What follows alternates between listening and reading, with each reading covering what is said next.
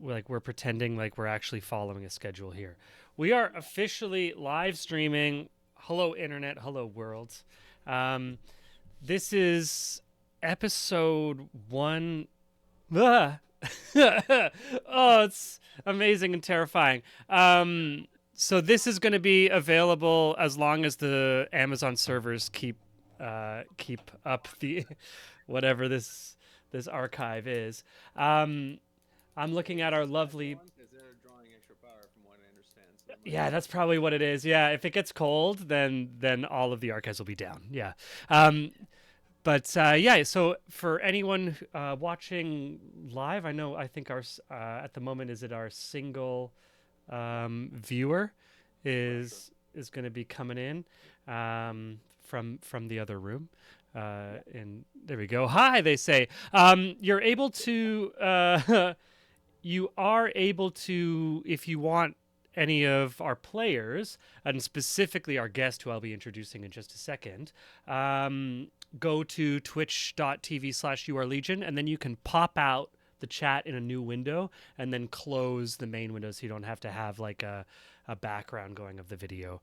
Um, but amazing. It looks like we have two people who aren't in this game, which is like 33% or We're so. doubling our viewership. This is incredible. We are making breaking records. I gotta post on Instagram here too. We gotta Twitch your Legion.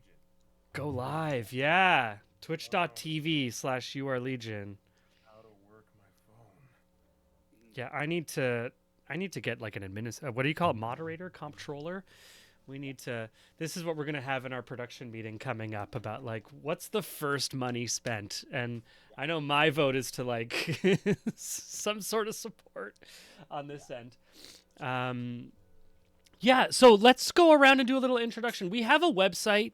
You can get to all the links through our Twitch channel. So in that website, there's some lovely bios of our players. So I'm not going to ask them to do massive introductions. These are people who all exist online. We all do. But just to kind of say hi and welcome back because it's the new year for all of us. And then going to end with our super amazing new guest for Legion, Cody Ray Thompson. But why don't we start here? I'm going to go counterclockwise, starting with Claire Hogan. Oh my gosh, hi. Okay. So I'm Claire.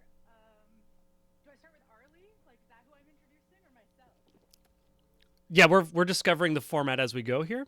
This will get better in a few Oh, weeks. Yeah, playing Arlie Candlewick. yeah. So I'm Claire. I'm a nerd. I'm a train attendant by day, nerd every other minute possible.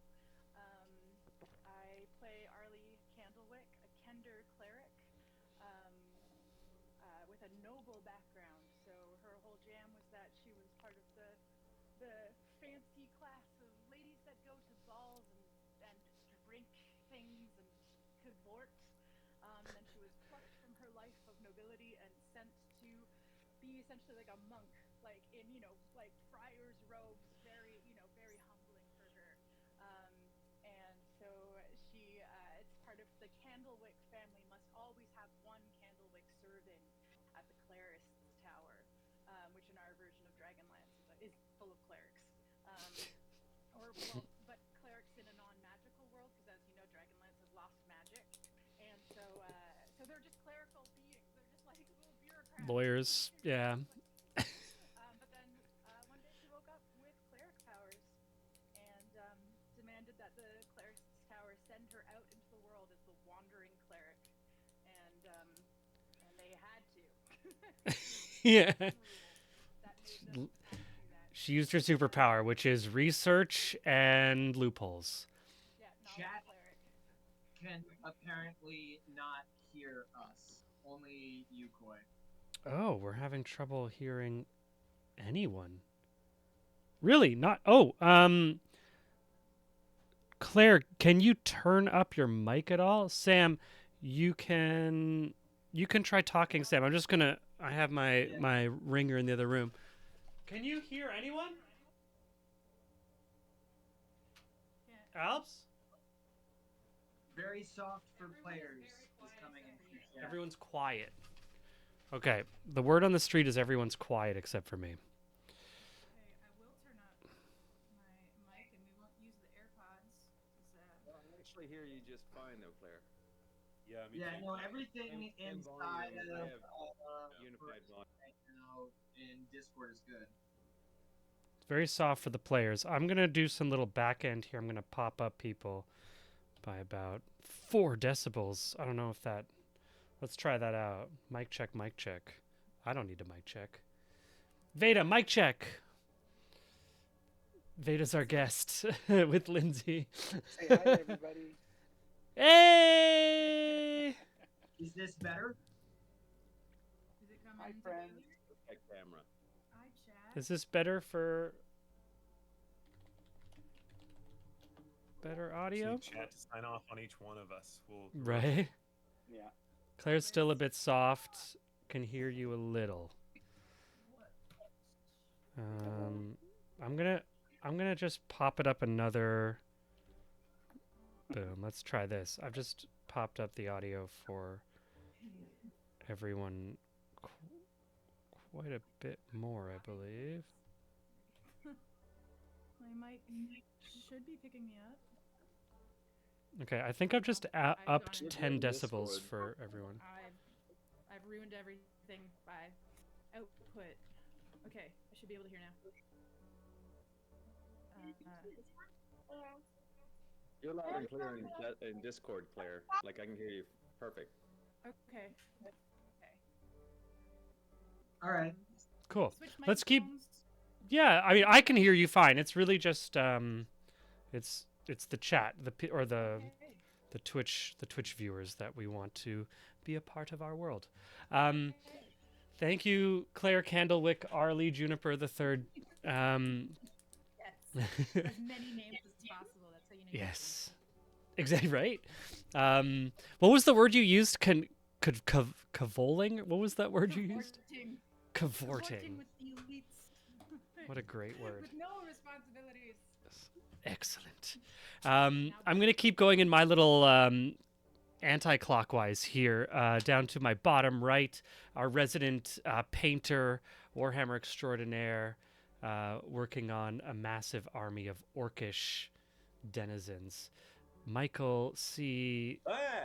Hey! My name's Michael. I'm playing Harold.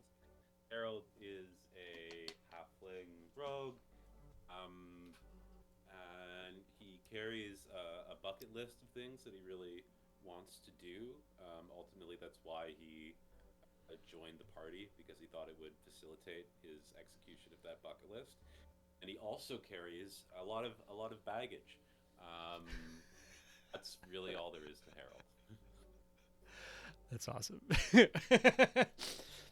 Physical How and is metaphorical my carrying. levels okay, chat? Am I coming We through, can- chat? Chat, I'm getting an approval on Harold's audio. Amazing. Thank you, Keen. Lindsay still has the tree up, I see.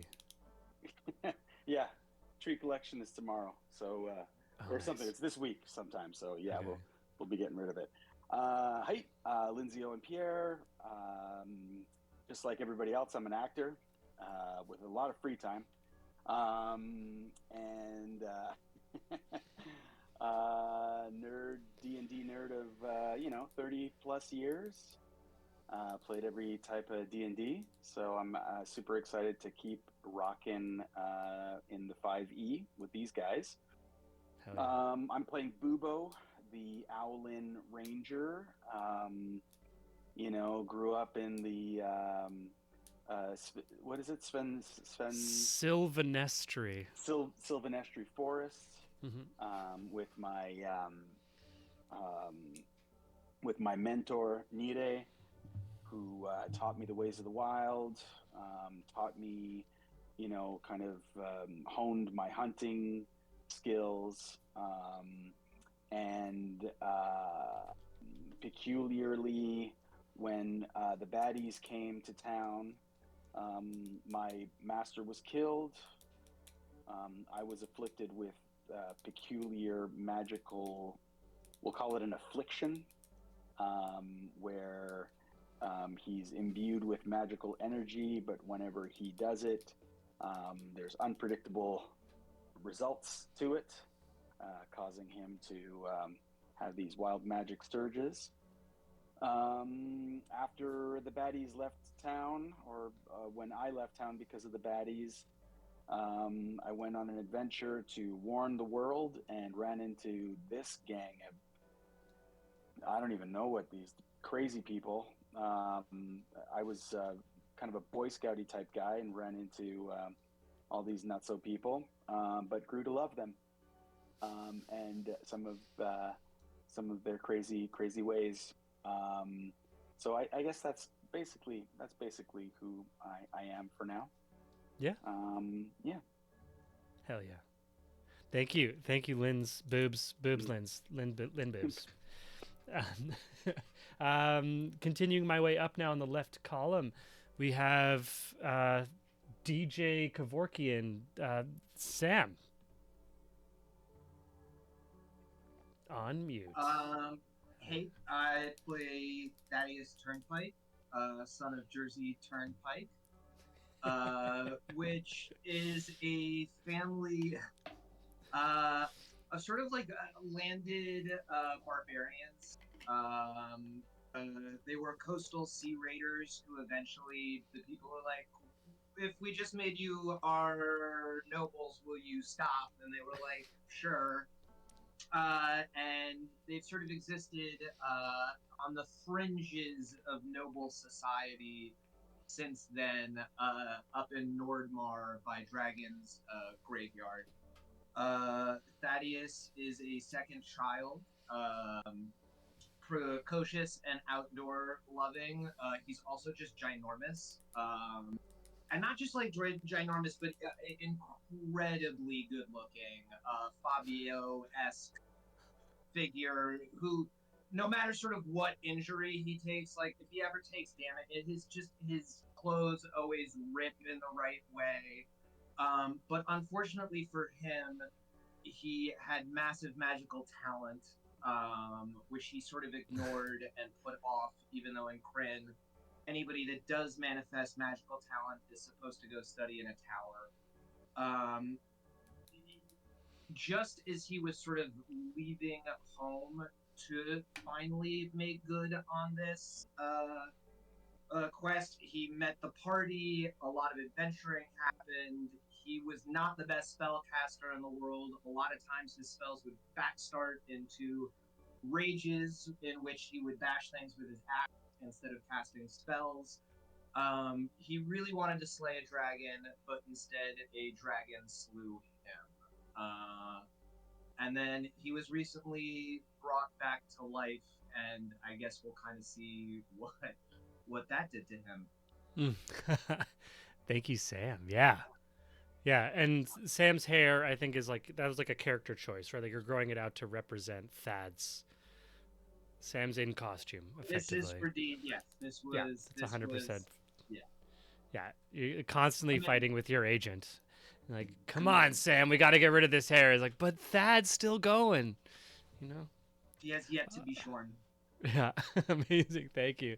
And Sean, our resident Dragonborn.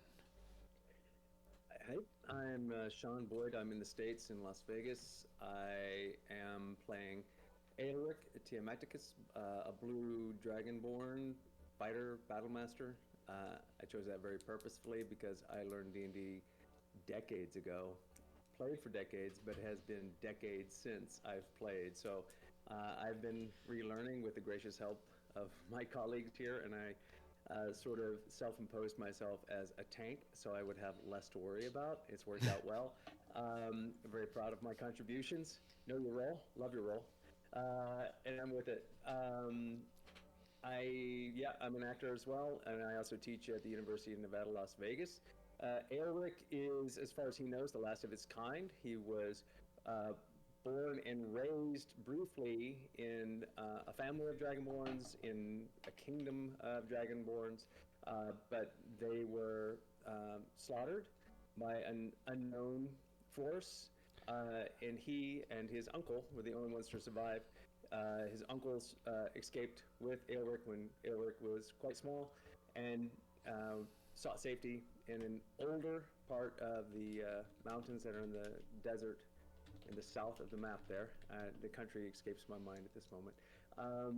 And raised him there in the ruins of kind of a primordial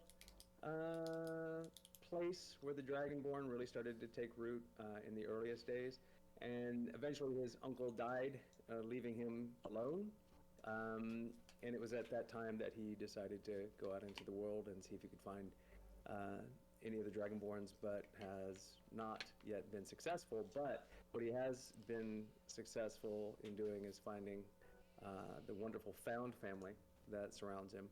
And so he has gone from basically having one relative that he really knew to having 5 total people if you include Legion. So he's still making his way. He's still quite young, and has a bit of arrested development when it comes to social skills, particularly with anything to do with politics. Oh, and because of Keen's influence, he's starting to distrust on his way to loathing gnomes. Oh, nice, nice. Dragonsborn, Dragonsborn. Oh, that's a good. Dragon- Yeah. What's the plural of Dragonborn? Attorneys General. Yeah. Yeah. Dragon, Yeah. Bornsey? Dragonsborn. Dragonsbornsen. Dragonsborngen. Sean, I'm hearing your mic a little bit blown out. I'm just wondering if is it the right input or is it maybe Well, too I'm a high? theater practitioner, so I just have a really good voice. So It's just too maybe strong. Yeah. Maybe you should come to me. Meet me I where think I am. the diaphragm is too engaged. That's my problem right now. There's Okay. too much So too much open. Yeah, I'll get in the settings. Thank you. Cool. And last but not least, our first official guest, our guest for today, Cody, Ray Thompson, I believe. We're a lot of triple Yes, names here. I'm one of Hell those yeah. pretentious actors that go by 3 names. So It's just like me, like Lindsay, others. like a few of us. we follow Yeah, the formula. please introduce yourself to us because you're meeting some of us for the first time. Do not introduce your character quite yet. That'll be in game. It's always a fun just to Enigmatic. see people's face. Yeah, when we do that. But Yeah, so I am Cody Ray Thompson. I am an actor here in Toronto, mostly film and TV. Funny enough, I met Lindsay, who plays Bubo, and he roped me in, commandeered me for this campaign. Nice. So exciting to be here. I have sort of had a peripheral relationship with D&D. I was saying to Coy earlier that my dad and my uncle played, but I think they just smoked a lot of weed and drank beers and sort of pretended to play. And I played sort of Baldur's Gate, which is sort of obviously capturing all audiences these days. I know, especially Baldur's Gate 3, which is amazing. So this is a nice little dipping my toes back in. I did play another campaign a couple years ago, but I'm still pretty new. So this will be interesting. We made it very complex for ourselves too with the building of Legion. So we're gonna see how this all lands. oh yeah, this is I thank you. Yeah, thank you. And thank you for joining us. And thank you, Lindsay, for volunteering Cody to join us.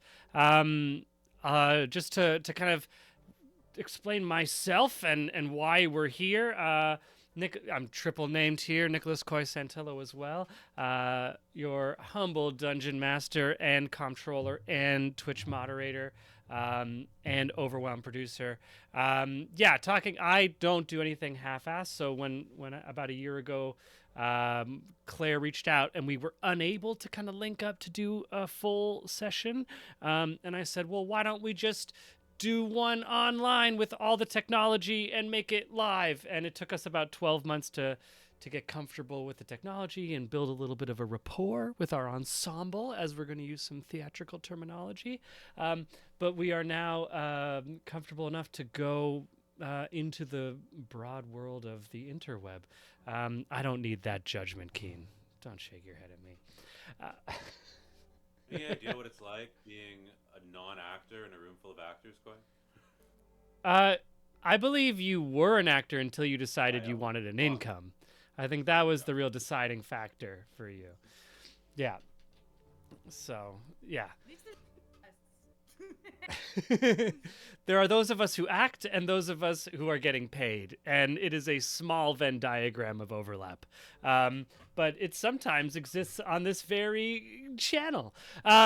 So now that we have done our obligatory introductions, I want to basically see if we can jump right in, starting with... Boy, can we just get a quick mic check? How am I doing now? Is this better? Yeah, that's a bit better, I believe. Yeah. Okay, good. Nice. Yeah, normally we've been away for a few weeks, so like we haven't necessarily been, I don't know, tech changes over the new year, right? Something like that. I want to do a little bit of a previously on because, as I mentioned, we've been playing for a while. We played a session right up before Christmas, and Legion was Krampus, actually, leading right up before then.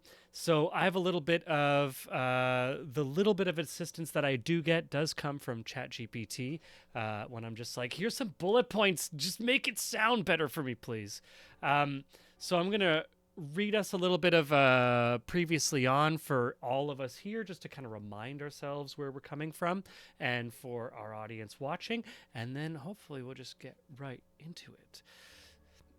So, last time, our intrepid adventurers found themselves locked in a battle of shadows and light, their fates hanging in a delicate balance of arcane energies and the will to survive. In the heart of a mystical glade, they faced the formidable shadow dragon, Grucht, a creature of nightmarish powers and darkness. First, Krampus, the enigmatic warforged, struck true with a poisoned dart, infusing the dragon with a chaotic venom that sowed the seeds of its downfall. Meanwhile, Harold, the nimble halfling, sprinted with a determined pace, wielding the drift globe like a beacon of hope, thrusting its luminous fury into the dragon's loathing gaze with his mage hand. Amidst the chaos, Arlie, our Kender cleric, channeled her divine magic into the arcane crucible, amplifying its potent energies, while the brave elven refugees, united in their cause, unleashed a volley of arrows, striking Grucht with unerring precision. But the shadow dragon, repelled by the encroaching light, retaliated with a breath of utter blackness, engulfing Thaddeus Turnpike and several elves in its suffocating embrace. Yet hope flickered in the dark as Dalamar and Jelzuel, the elven mages, unleashed a torrent of magic missiles, piercing Grucht's shadowy hide. As the dragon succumbed, its shadowy breath dissipated, revealing the motionless forms of the fallen, their own shadows crawling ominously over them, malevolent specters. In this dire moment, Aelric, the last blue dragon's-born fighter, charged across the battlefield, unleashing a ferocious bolt of lightning from his great maw. Thus Grucht inhaled a crackling brightness and was illuminated from within, its form rigid with the electric embrace, before collapsing lifelessly to the ground. With the dragon vanquished, the survivors, fueled by desperation and unity, turned their focus to the arcane crucible. Elves and adventurers alike channeled their arcane reserves, driving the crucible to its zenith. Then, in a climactic surge of wild magic from Bubo, reality itself tore asunder, pulling our heroes into an ethereal void. In the timeless expanse between realms, Krampus feels his chaotic powers wax. Freedom beckons, but Krampus chooses to turn its magical potential towards... not towards freedom, but instead into Thaddeus, the one party member who had honored Krampus with sincere fear, respect, and honor. Grabbing hold of a whisker of chaotic magic and winding it around the darkened thread of Thad's fate line. And it is Thad who first opens his eyes in a serene clearing, filled with the scent of wildflowers and earth, Before you stands an ancient well, its stones weathered and draped in moss and ivy. Ethereal light filters through the trees, casting a soft glow on the well's crumbling edges. Around you are the sleeping bodies of your compatriots, Thad. The ground is lush with a carpet of grass dotted with glowing, mystical plants. The gentle buzz of magical creatures in the air hints at the enchantment of the Fey Wilds. And I'm just going to pop a little image in here for our group. It is already in the chat, but I want everyone here to share in what we are witnessing.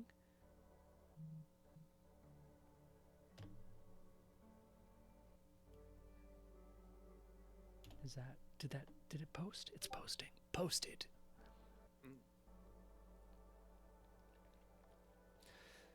That as you come to in this small clearing, there are two small voices talking to each other that you can't quite yet place. There are many creatures here that I can feed upon. Oh, do we really need to do that? It seems quite comfortable. Yes, I think I shall go and find some great victims for my epic hunt.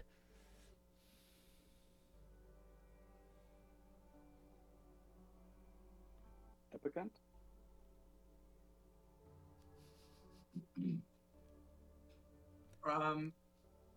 As Thad looks around and just tries to get bearings on the situation as it stands, he sort of like touches his own body as if he is unaware of like how he could be corporal again. Like it's not making that part of it. None of it is making sense. And then he just starts keening incredibly loud. Like it's just like this incredibly awful like banshee noise that starts like kind of like low in his belly and then just kind of like rolls up out of him and he like just it becomes an incredibly loud wailing banshee of a noise. Okay, this sound is what brings all the rest of you lying in this clearing around this well, this moss-covered clearing around this ancient circle of stones. Out of the darkness comes this keening, bringing you back all into consciousness. The cry of my master. He must have missed something. I shall capture the mouse and ensure that he loses this sadness from his heart. Thad, you see little Bubo come and just perch itself onto the edge of the stones and kind of just stare at you. I continue to keen. Point me in the direction of the victim, and I shall find our quarry.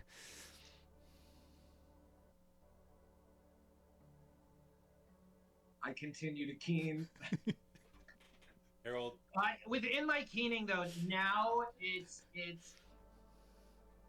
words are starting to form in it, and its prestidigitation is being cast now, and it's like I'm trying to get myself clean, and like no matter what is happening, I still apparently am made out of matter, and that's not what I'm supposed to be made out of currently. So I'm just gonna continue like hollering and trying to clean myself.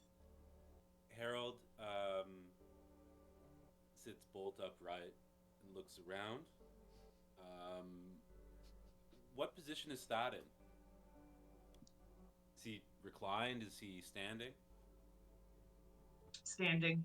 I'm the only person standing, and I'm not really even staring at you guys on the ground. I'm like looking directly at this well thing in front of you, and I am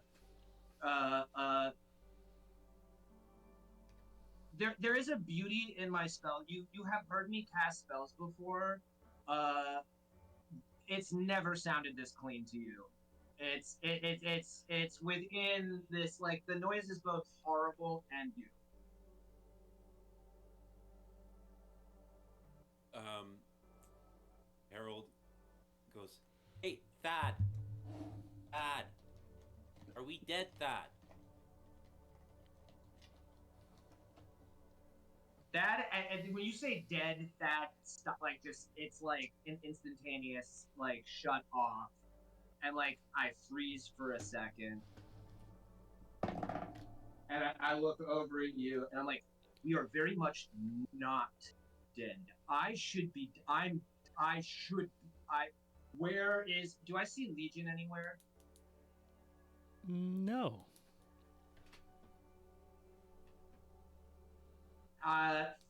Thad kind of like deflates and goes like catatonic at not being able to find, like, it's like kind of, he like sort of shuts down again, and you see his hands go back up to start casting present visitation. Amazing. Hey, it's okay. It's okay. You're clean. Fine. No, I'm supposed, Harold. I'm supposed to be dead. I am supposed to be dead.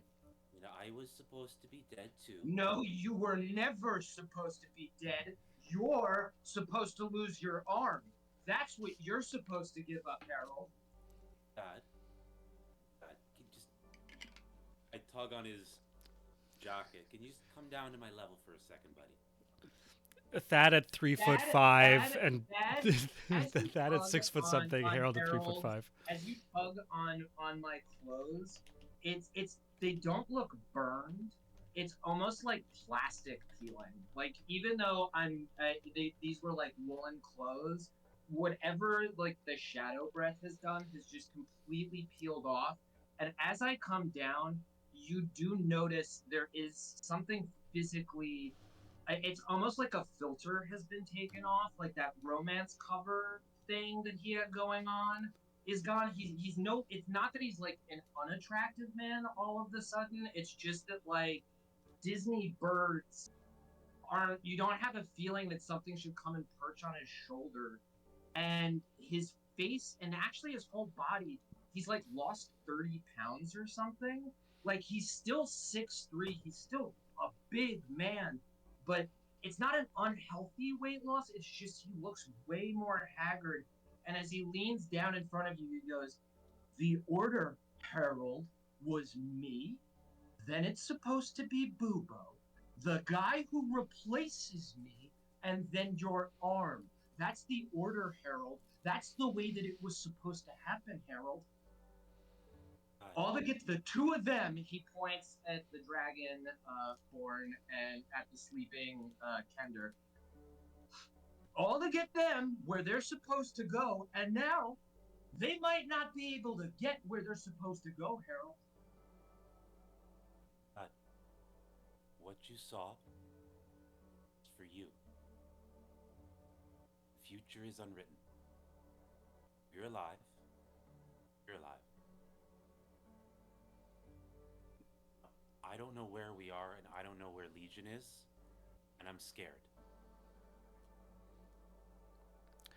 Can you help me wake up our friends, and can we find Legion? So I'm going to retcon that last statement. Obviously, with the keening, Bubo, like jolts awake, like one flap of the wings, perches himself on top of the well, the ring on top of the well, knocks an arrow, kind of like a little bit whatever. And throughout this whole thing, he's just kind of slowly standing down as he's listening to this interaction between Keen and Thad, empathetically looking at Thad and his kind of obviously understanding his state of mind. Bubo has this crazy ability to like also, one of the largest. I mean, we're in a very low magic setting, so owlin are not necessarily super common, or if anyone has necessarily even seen one. But Bubo is a massive hulking owlin at like 6 foot something. That being said, flies silently, master of the night. So Bubo's one of those creatures who like you turn around and he can be anywhere at any height, and you just if you're not keeping an eye on him, it's like whoa. So if so I could very easily see Thad and Harold just like so focused on this conversation between the two of them, they don't even necessarily even notice that Bubo's kind of popped up and is just, acting sentinel. Arlie, you feel the soft brush of fur against your face. And open your eyes to a kind of dark at first, and then realize you're actually looking through warm orange tabby fur as your library cat is doing that really helpful thing of just like sitting on your face to wake you up. Oh, hello. Yes. Library cat, you remembered how to talk? Oh, yes. It is, Yes, I remembered. Do you remember that you couldn't talk for so... Where are we then? If you can talk, that means we are not in the material plane. Oh, no. Of course, this is quite material for me. You see, and just gets off and like curls up in a nice little patch of moss. I like this material. Where are we? It seems we are near a well. At least that's what you would call it. Thank you. You are so helpful. And I just take a big library cat up, and I want him to do that, like reaching the moss ground thing. No. No. And I put library cat on like a just like a fur, just wearing like a fur. like right. You're going to direct me to anything relevant or pertinent, or and then I'm just gonna do like an overall inventory of myself. I kind of like to do like a knowledge. Is it a knowledge check? Is that what I want to do, or some kind of like arcana thing to like make an assessment? A stole suggests. Yeah. So I would love to. I don't know, perception. I don't know. Koi, what do you think? What kind of? I mean, general perception would just be to kind of look around. Yeah. I want to do like an arcana, like where could we be? We're not in the library. Like I just want to, or religion. I would do arcana or religion just to get an assessment of like what in between the worlds place this could. Oh no, you've already told us it's the Fey Wilds. Okay, sorry. Yeah, So with that successful non-meta information, yeah, I think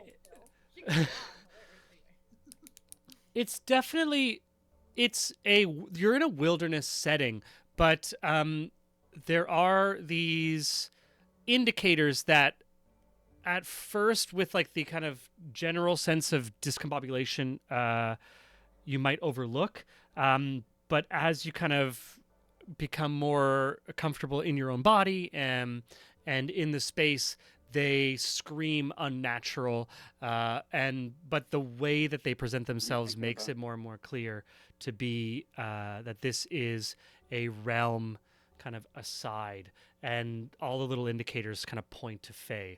Like these flowers that like as opposed to having color, they glow like iridescent themselves, and like almost like a dandelion like blowing in the breeze. There are these kind of like wisps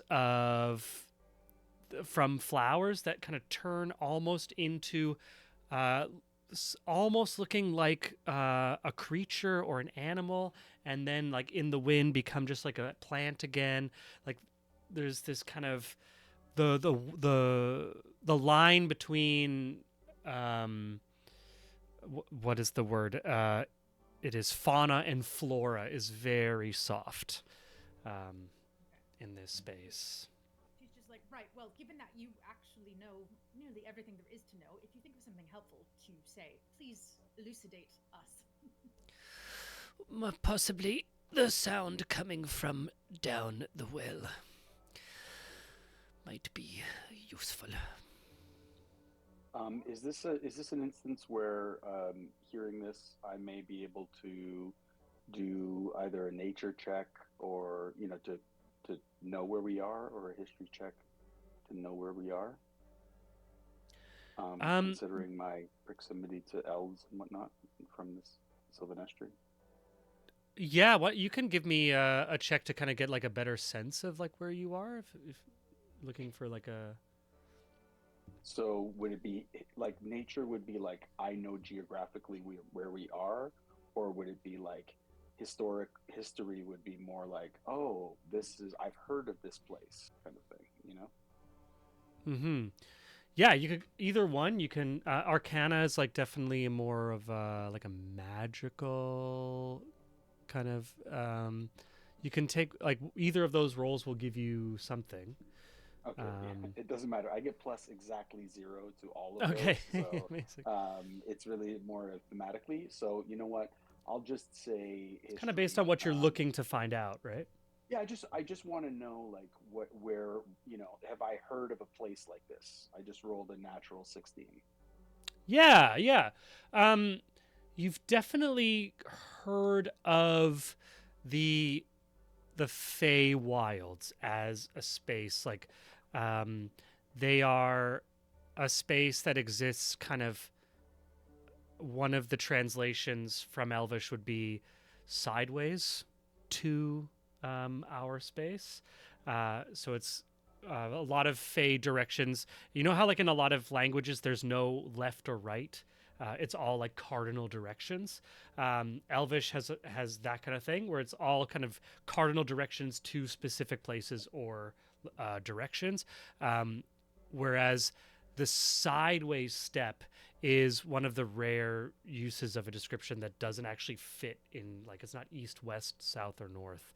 And these Fey Wilds are places that I don't believe you've been, but there are, like, it is a reference of another realm. Things that. Oh, you're on mute now as well. Boy, Yeah. before you go, Yeah. I just want to. Can we all hear the cat talk? Yeah. Just as a side note, while you figure this out, that has completely stopped sort of whatever sort of weird freak out he's having a Harold to just stare dumbfounded at the talking cat. Mm-hmm. Yeah, as you're staring dumbfounded at the cat, Harold leans over to Thad and says, I can hear that too. Mm-hmm. little Bubo also like lands silently on your shoulder, Thad, with a small, bright fuchsia mouse in its mouth, and looks to you and says, "I have captured some prey. I hope this will alleviate your fear, master." Maybe we are dead. Yeah. Bubo. Looks for little Booba, and it's not. Yeah, what I- little Bubo. Yeah, exactly. a little opposite. A little bizarro Bubo.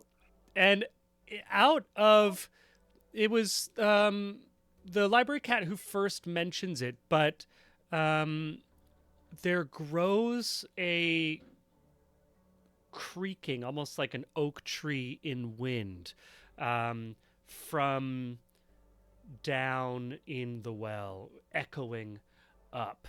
Okay. Yeah, like a groaning of bark and. Okay. Bubo, from the top of the well, he says, I'm sorry, but first of all, very cute cat. I'm very happy to have a conversation with you later. Bubo, you sound exactly as I expected you to sound. Very good. I'm so excited to compare notes about how you preen, and it's very cool. But before we get I into am that, the night. I am hearing some pretty crazy stuff from down in the bottom of the well, and I am going to proceed to do a perception check to the downstairs. because I have night vision, so I would be able to see in the dark down there. Yeah. I'm going to just do it. I'm going to roll it. That would be a 23 perception.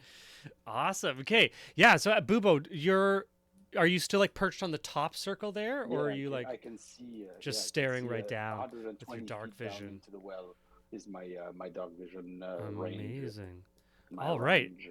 Orange. My As you range. as you look down into that My that dark black yellow pit, this is where I will let Cody describe what does Bubo see. Well, he still sees nothing quite yet, but he hears a very hollow sounding voice saying, "No, Copy, make me an offer."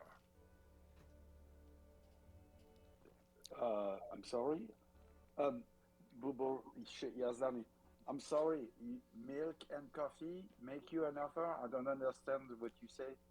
Little Bubo hops onto the edge of the. I offer nothing but death, darkness, and pain. Wait a minute. Thank you, Bubo. I'm talking. Big Bubo talking right now. 1 minute, please. Please repeat yourself, oh darkness, crazy voice. Make me an offer. Specifically, the one who is the second son of Jersey.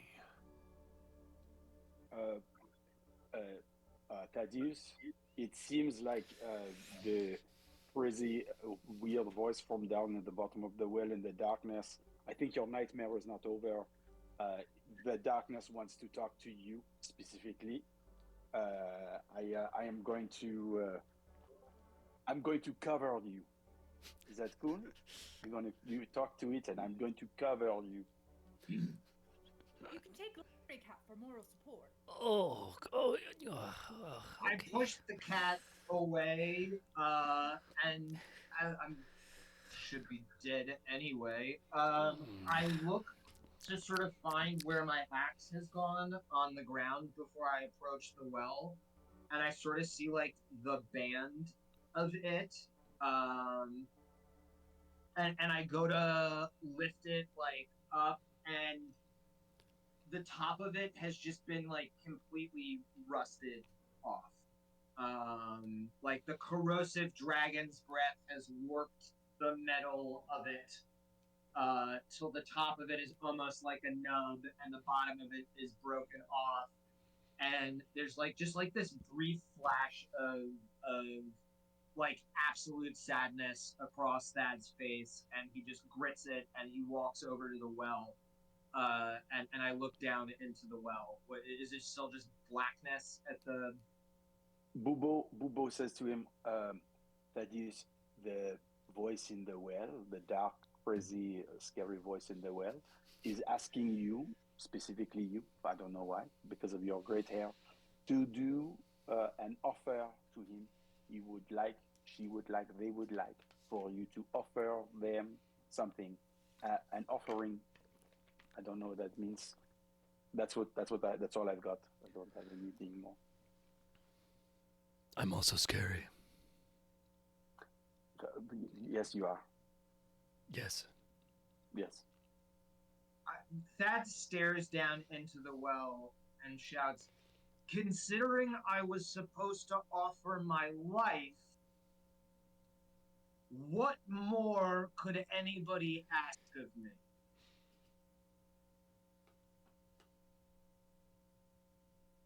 Nothing more and nothing less.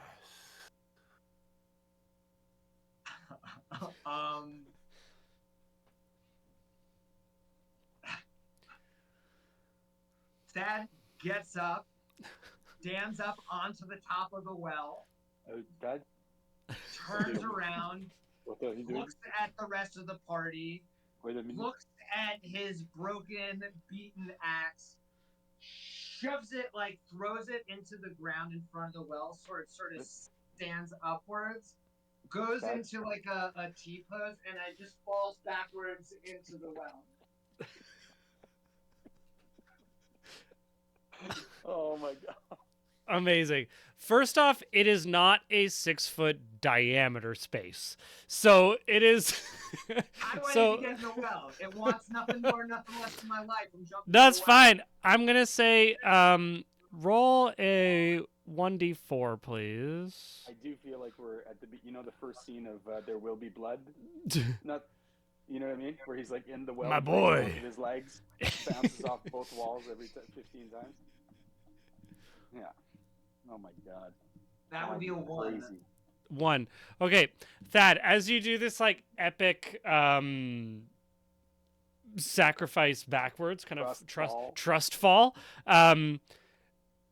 your shoulder like hit the far side, and you take 1 damage as you like kind of crumple and like start to fall, like you have to fold halfway, so you're basically dragging by your shoulders and heels like down this What was like a cool moment? What was like this really badass thing turned into tender profanity, just like a string of tender curse words echoing as that is sort of bouncing off the well. Do I need to cast Featherfall for any reason? I think you can, like, you're close enough that you can kind of like slow yourself by just using some core strength as it is. Like you could almost pull yourself up with your wingspan, because it's like about a 4-foot diameter. All right, I slide down to the bottom of the well then. Cool. Well, maybe there's a bit of actually a buffer. Sure, yeah, explain. A natural lattice that actually starts to form around you, made of twigs and stones and natural things, and you actually potentially start to feel yourself being pushed back up the well. But because you fell so awkwardly, now your folded body's awkwardly going to be shoved back up the well, and you're going to be rebirthed and spewed out of the hole via sort of a lattice of wood and stone and natural substances. The Kender purposes get louder, y'all, as I am ejected back out of the well again. That didn't work. It did work, but your axe would have sufficed. Thad gets up, picks up what's left of his family's legacy, and chucks it down into the well. With a venomous spite. Like I'm like spearing it down. Cool. Ouch! Son of Jersey, we know you're strong, but hold your strength. And so, if this is possible, I want basically like a sword in the stone. His axe comes rebirthed from the well, newly minted, but in fey form essentially. So you've got a sort of this ethereal natural weapon that's made of a sort of sinewy vines, simply reforged in nature, and maybe there's a sinewy arm that is holding it out towards Thaddeus as well, and just drops it in front of him. I pick it up. And then I guess at this point now, I will climb followed by out of the well. Essentially, it's this sinewy form that's, I guess, vaguely familiar to what you recognize from before, but quite different in more organic form, made partly of stone and twigs. And he simply says, "All I needed was 1 for 1, Thaddeus. You didn't have to be so bloody dramatic." You're going to have to get used to that. That is basically his baseline is bloody dramatic. I take it that you are another form of Legion. I'm not even surprised at this point. You're who they call Bubo, I believe. Yes, Man Bubo for friends call me Man Bubo, but yes. This is transpiring. Harold is keeping a wary distance from Legion and walking over to where Aelric is still sleeping. When I reach him, I tap him on the shoulder to get him up.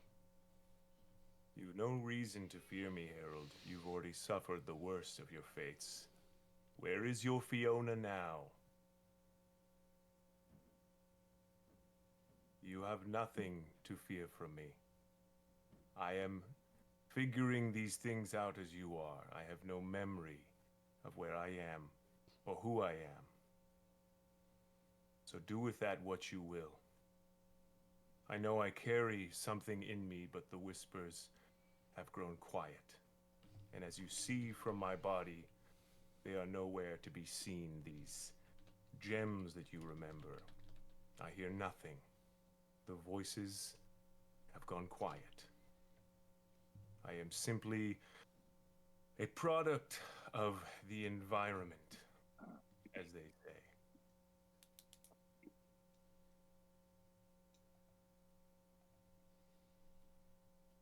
I guess I should address the others of you. Arlie, I remember you through dreams. Though there are no books and no laws in this land, so I wonder. You seem to be a fish out of water in this place, despite your best efforts. Why well implying that I'm going to be useless here? Don't love that. And Aelric. So just before you speak to Eric, just as you were speaking to Bubo, I rolled a dexterity roll. Bubo picks a little rock off the top of the well. He just kind of like flicks it, like hits. I mean, with a 24, I'm just gonna say he just like nails. Jesus. You're throwing a rock? Elric, yeah, sorry, Elric, yeah. So he just nails Elric right in the eye to wake him up. Like, dude, wake the fuck up! Like, like you know what I mean? One of those things. He just kind of goes like, "Hey," and he just chucks a little pebble and just like hits him right on the eyelid as he's sleeping, and to wake him up. And I Elric will definitely also- responds, awake. I would like to also maybe prop him up that there is some magic to force a little sort of lawn chair lean where he's laying in the ground, that there's some moss that pushes him up into a seated position, basically. Oh, So it's like that's nice. made of moss and wood and whatnot. Mossy lazy boy. Well, he's awake but unclear. Elric is awake but unclear about what is happening right now. And so he is not speaking. He is just viewing. Yeah. Taking it all in. Bubo kind of does a look to Elric. He goes. He whistles like a little whatever owl whistle, and then he just goes like, just look and listen. It's just watch this. Yeah. You are saying, Mr. Mrs. Legion? Well, I know that you all have a flair for the dramatic, so I thought I would just introduce myself as such, that I know something of each of you, and yet there is much that I don't know, as you don't know, at this plane. So, here we are, by this well. Where were we, as it were? Do we know why we are here, or does anybody have any idea? Maybe ask the cat or the crazy or Bubo. Why are we here?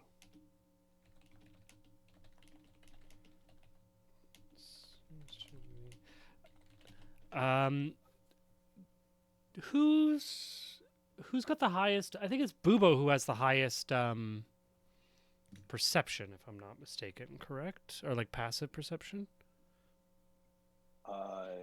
Yeah, my passive perception would be, like 16. So Bubu, you're the first who's going to hear soft footsteps coming from beyond beyond this glade. Bubo immediately. Hey, everyone, on alert! I hear footsteps coming from over there, wherever over there is. Over there. And he knocks an arrow again, and he and I looked over towards where the sound is coming from. Anything? Can I see anything? I got about 600 feet of vision.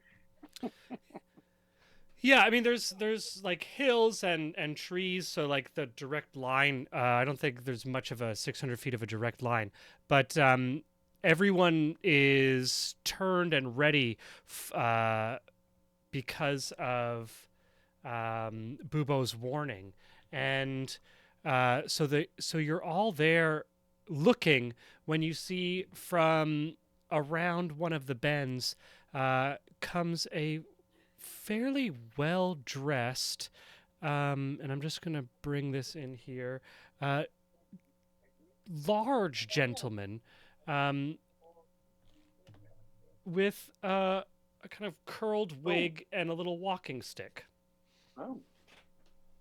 Ah, I see you're all here. Very good, very good, very good, very good. Ah, wonderful, wonderful, wonderful, wonderful, wonderful.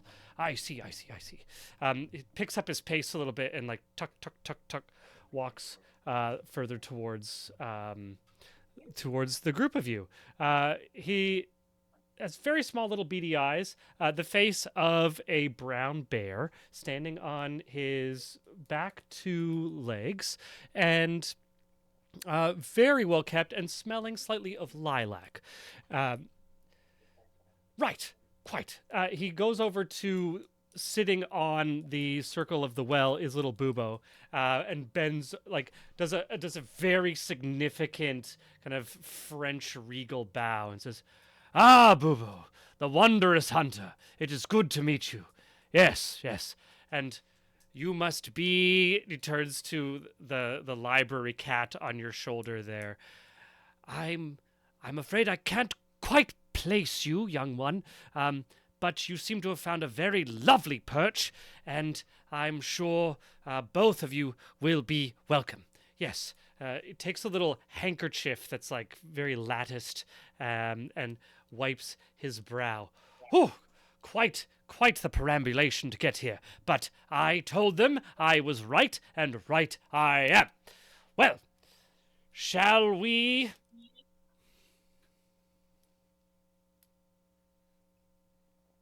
I'm sorry, but shall we what? Who are you? Oh, of course, yes, of course. Silly me. I have, as my father once told me, a bear of very little brain. But excuse me, Orson Pausley at your service. I believe we have here the wondrous fellows of the great dragon, if I am not mistaken. Yes, I read about you many a times. Grew up on your stories, one could say. I was believed I would find you here at this exact time and place. He pulls out a little pocket watch that's like clicking away and checks that it's still working. Yes, and I was never mistaken, though I may have been mistaken on many other things in the past, but not this. This I was right. And if we are all ready to return, then I would gladly show the court my righteousness. I rage. Thad, there is something that you have never experienced before, or at least in a long time. When you rage, there's like this access of a combination of your ancestral bloodline mixing with that arcane heritage from your mother's side, and they kind of combine in the same way as like a grade school science project creates a volcano were the student to use far too volatile chemicals, and so instead of just a little bubbling, it was more of a like loud explosion that would take out the windows in the gymnasium. you find though that while the intention behind the rage and the arcane components still exist, it is almost missing or too pure. There is just a weak, impotent rage like one might find in any person.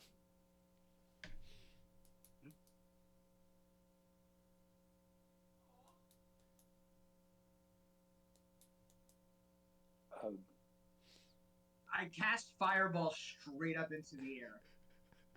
Oh my god. Yeah. Okay. Yeah. Mark that off your. You have that listed, right? I don't have your Yes, sheet I up. do. So, So explain what that looks like. Dad suddenly, like, there's this almost burst of beautiful music. Like, it sounds like he's singing, and it's a beautiful voice.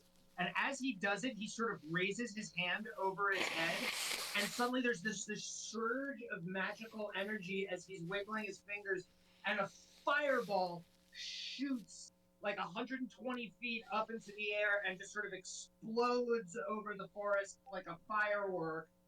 And Thad just sort of stands there and then sits down on the ground. Okay. And just looks at the bear. Orson looks to you. Ah, yes, Arlie Candlewick. I was not quite sure if it was you, but such a wondrous display of arcane energies must make you her. I have to say, you look absolutely handsome and lovely. Time has done a wonder on you, madam. I think you might have offended Thaddeus by possibly addressing the cat and the familiar ahead of everyone, but I assume that there's a logic to your kind and perhaps a hierarchy of critter. Oh, have I mistaken? Oh no! What an absolute! I have egg absolutely all over my face. Let me start again. He kind of like does it everywhere he turns. His back is to someone, so he kind of just ends up slowly backing away until he has everyone in front of him, and then does a doubly low bow. Just, Orson Pausley at your service for the great slayers of dragons all. I apologize for my absolutely rude intrusion, but I have to say I am here as your guide, if you would have me, and possibly host, were you not to find more accommodations that are honoring the state, which of course you are all worthy. Never Mr. the mistaken introduction. Thad does have fantastic kender, so I understand the confusion. I apologize. I was expecting a rather rageful barbarian who, what is the word, would also be dead. So you might understand my confusion. But... Mr. Pausley. Yes. Oh, yes. Little, you, are you Arlie, then? No. Right. Well, by process of elimination, you do not seem to be... It comes very close with his small little eyes. No dragony scales or feathers, quite. You're not a cat, are you? No. In that case, you must only be Harold the Grey. Yes, wondrous to meet you, Sir Grey of Herald. Is that the right... Have I put them backwards? It's fine, Mr. Pausley. May I ask you, Mr. Pausley? Of course, anything. Read of us in the storybook? Through the great texts, the ancient texts, some of the oldest writings in our land. Yes.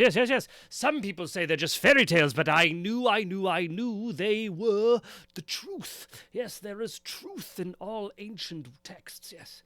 And, Mr. Pausley, if I may interject, you seem a little nervous. Well, to meet one's own famed, experienced heroes of an ancient land. I apologize, but yes, I am rather nervous. So I would like to just, in my hands, I form a cup made of wood, and we fill it with a frothy golden liquid, and it smells of barley and malts, and I just extend it out to Mr. Pawsley. Oh, so Orson just like puts the cane under one hand so that he can so that he can accept it with two hands in the most polite possible manner, and puts it up to his big snout and sniffs, and the drool just starts like really just going down his sides of his chin. Oh, this smells quite wonderful. If I just this is lovely. I thank you, sir. And, Mr. Pawsley, as you must know from the story, after defeating the dragon, we woke up here and we didn't know where we were. Maybe you could tell me, where are we? Ah, yes, of course. How thoughtless of me. You are in the great gardens extenderiamus of Versailles. Oh, of Versailles. Yes, quite. A complex created by people of, well, my great ancestors were the first to create the lands to civilize these wilds of the Fae once occupied. But sadly, my family are not much known in terms of power at court these days. But yes, we do have the wondrous distinction of having been named after quite the hard work to put up the buildings and extended recesses and apartments that make up Versailles. It's fascinating, Mr. Pawsley. And tell me, in the story, after you found us, what happened then? Yes, you see, but this is where the text ends, which is why so many people thought, of course, that it was but a story tale. You see, I were the one who examined the texts and well, a little bit of arcane magic and asking some questions of water dews and honeysuckles, learned that you must, of course, be at the place where the well was made but a few centuries ago, where first the ancient comet landed and embedded itself deep underground. Yes. Centuries ago. Yes, quite. Yes, quite. Was the comet Legion? Yes, that's what they called it, yes. And this happened centuries ago. By my counting, some 200 or 300, yes. Not centuries, and years. Arlie.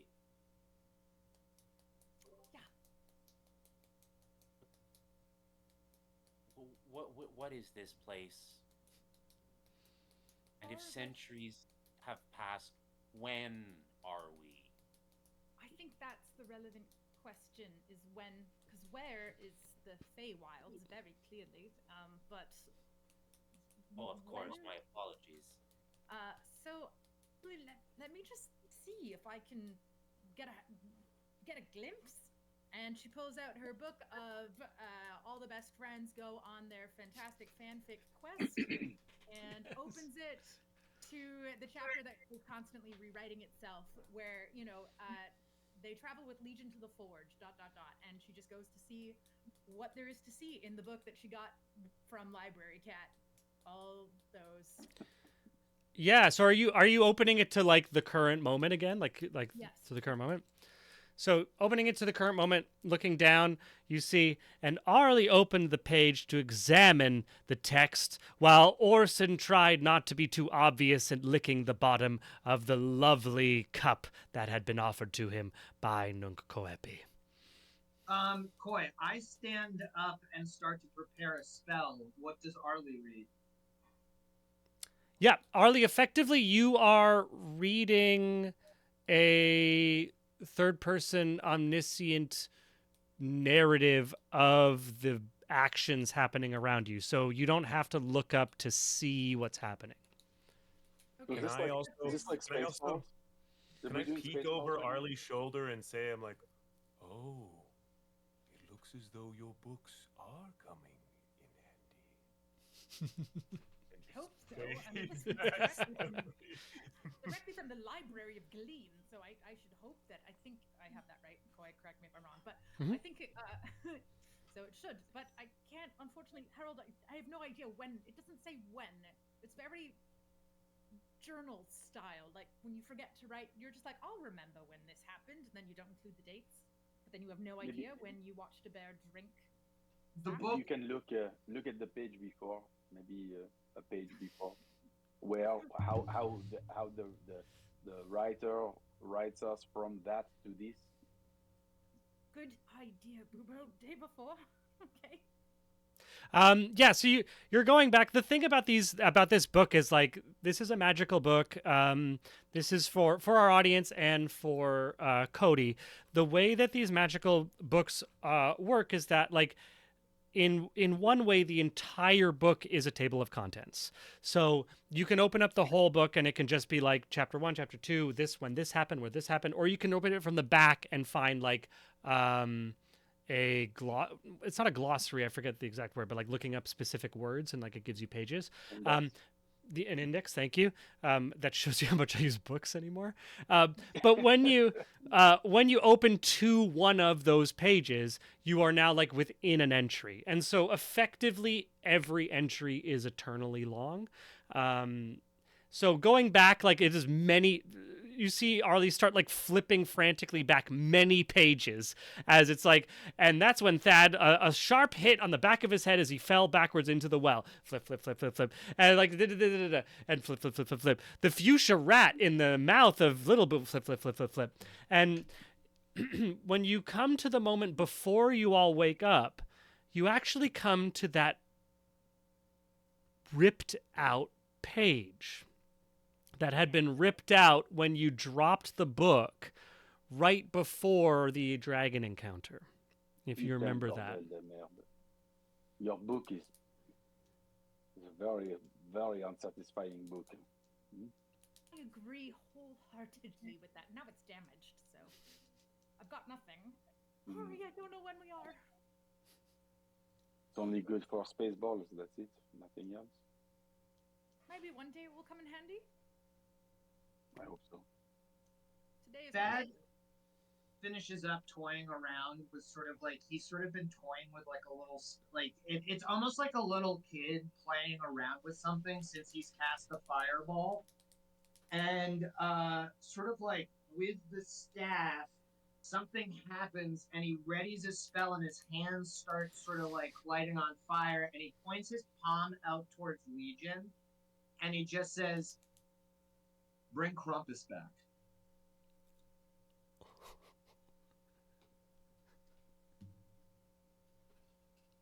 I just stare at his hand moving and look back. I don't know what you mean. Time marches forward, Thaddeus. it. Without taking his eyes off Legion or dropping the spell that he's prepared, Thad sort of like nods his head back towards the bear and he goes, "Bear fuck, what did you say that I'm supposed to be right now?" Well, the ancient texts listed you as dead, I'm afraid. "Bring Krampus back. I have unfinished business with Krampus." I am flattered, Thaddeus of Turnpike, that you might think me capable enough to wield such significant power. But, of course, I do still have a few friends at court, and maybe one of them might be Bear able fuck. to... Please be quiet. Yes, of course. Bring Krampus back. Roll an intimidation check. That's what you're trying to do, I think, at this point, yeah? Yeah. With my it's not gonna go well. That would be a dirty one. A dirty one because you have a negative, so it's not like a Yeah. one. Okay. It's feeble, right? Like that Yeah. that is wielding. It's very clear that that is a little bit drunk on magic. He's gone through an experience. It's kind of it's more pathetic. Like Mhm. it's kind of like it's like it's a junkie. Let's just be honest here. That's it. This is that kind of a thing. There's no real power behind any of this. So Okay. I would like to just sort of like how I extended creating the mug, just sort of extend tendrils slowly around Thaddeus's back and just start to gently just pull him towards me. Just very gently. And then I'll just maybe have some extra tendrils running through his long hair, just right up the back. And just maybe slowly rubbing the back of his head. Just getting those, exfoliating those long locks. Nice. Give me a guys. persuasion Harold check is- there. Yeah. Harold is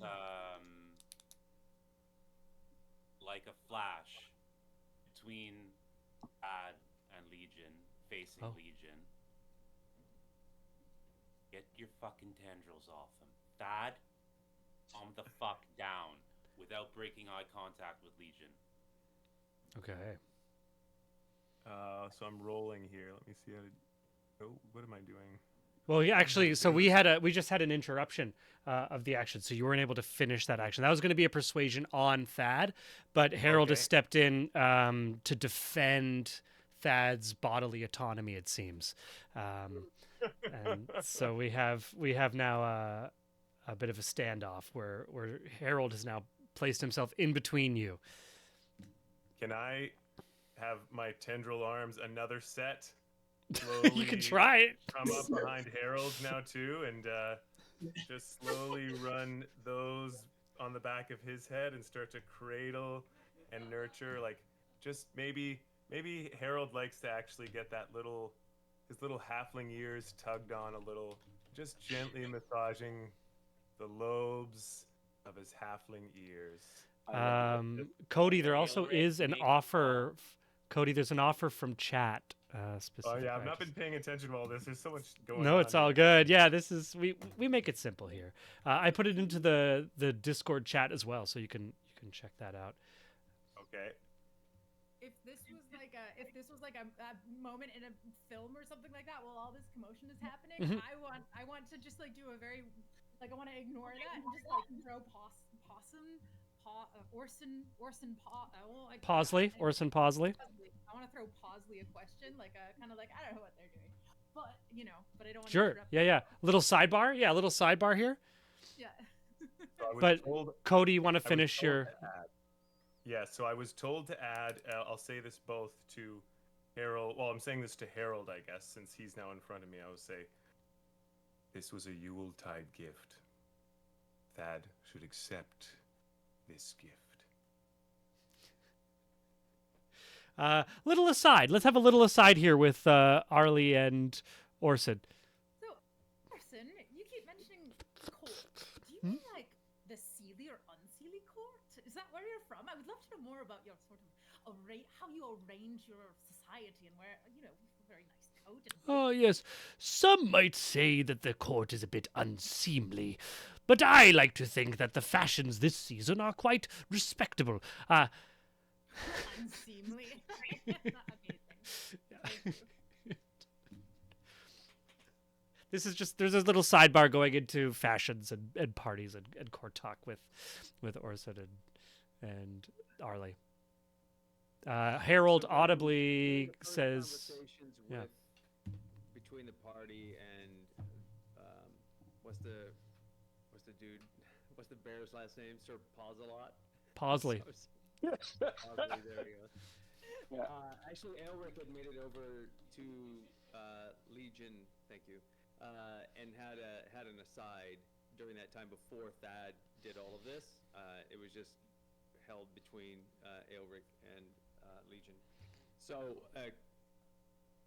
Harold calls out, Aelric make the call. So he's actually quite close to Legion at this point, and Aelric, who still had his swords double drawn, just nods, no, and re-sheathes the swords. So Bubo looks at Thaddeus and he says, Thaddeus, are you okay? Do you need help? as these tendrils are kind of flowing through your hair or whatever.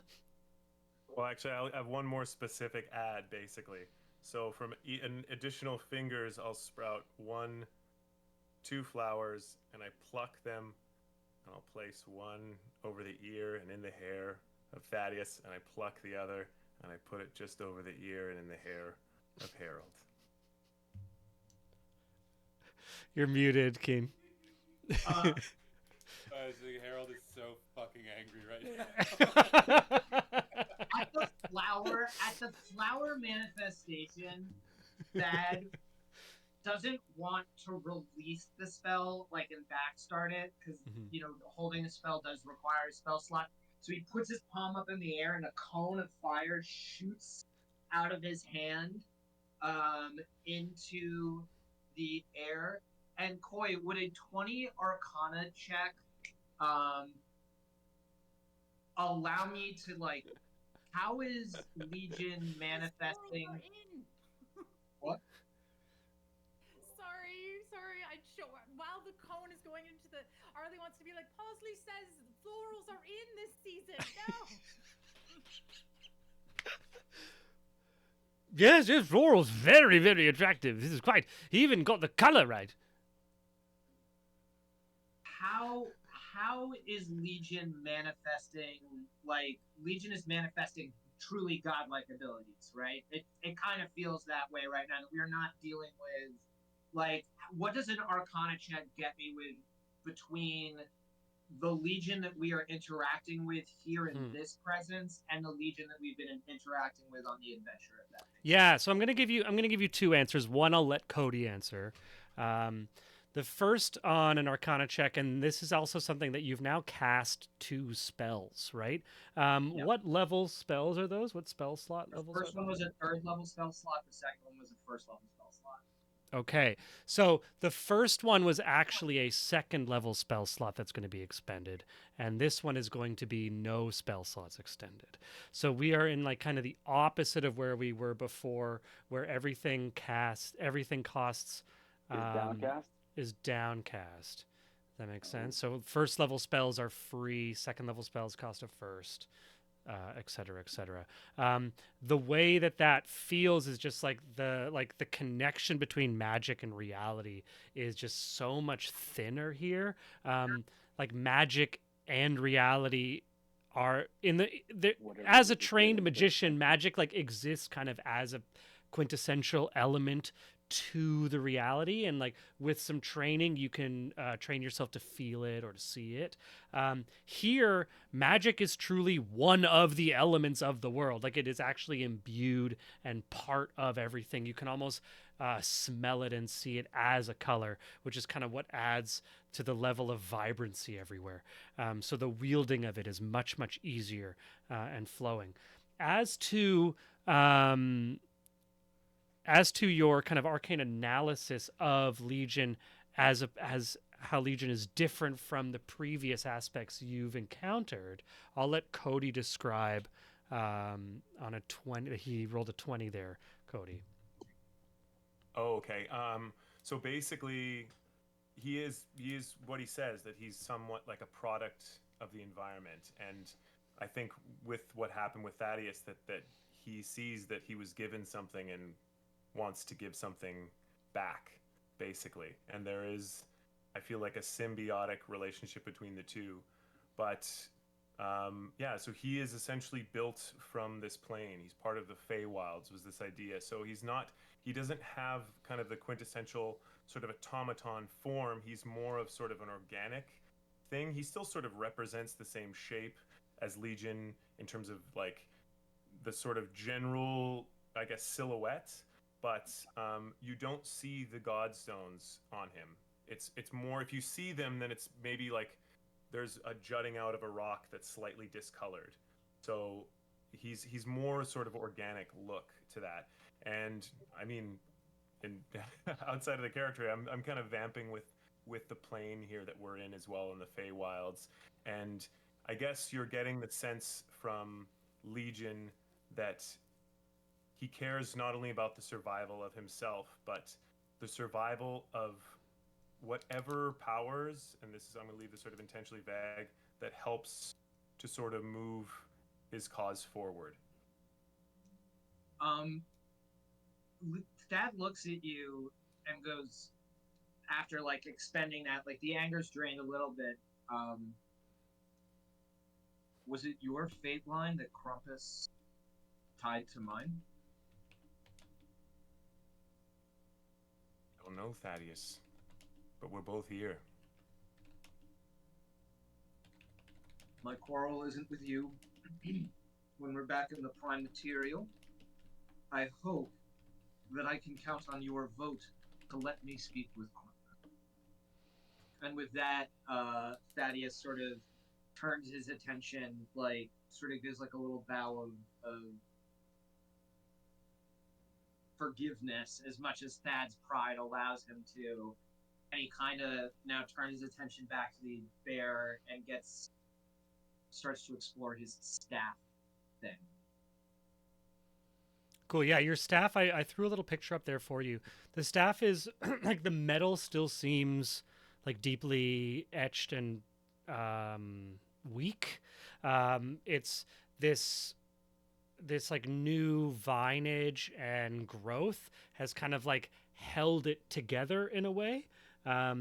So there's like this augmentation on it, but the metal itself still is frail underneath that. Orson and Arlie, Orson has like leaned himself up with his like walking stick in front of him on the well and just chatting to Arlie about like, yes, well, see, no, frills were very popular a few seasons ago, and pastels, they're really more into the floral arrangements, and what a lovely little creature this is. Yes, and like scratching the little library cat under its chin with one of his well manicured claws on his paw. Elric walks over pretty directly past all of this, right to the well, where this is going on between Pawsley and the cat. As you come up, he stands up into attention. Yes, you must be, of course, and another big bow. Elric Tiamaticatus. Oh, it's always difficult with this one. How is it? What is the enunciation? What is the exact Tiamat? Elric it is. Orson Pawsley at your service. I suspect you need us to follow you somewhere. I only offer my humble services as a guide and possible host in my severely lacking apartments, until of course we can get some more adequate for such heroes as your stature. And this court. You have access Yes. to this court? Yes, quite, yes. Then take us to the court. That's what I'm thinking. I haven't been. Orson, you really, you don't go by Seelie or Unseelie. That's not part of this realm. Oh, how silly me! I had thought you were saying seemly. Oh no, I am afraid I do not know these words. Well, that's maybe good. Maybe. Is it? Okay, interesting. I would not have expected ignorance to be a good thing from Arlie Candlewick, but everything is new for all of us. After me! And he starts walking very chest forward on towards Versailles. And with that, I am going to say we're on a little bit of a break. And it is now, I have, what is our time at? 9:08. Let's say I want to be playing by 9:30, so let's say like 9:20 we're back so that we have time for stragglers and such. Yeah. Cheers. Awesome. Copy that. Cool.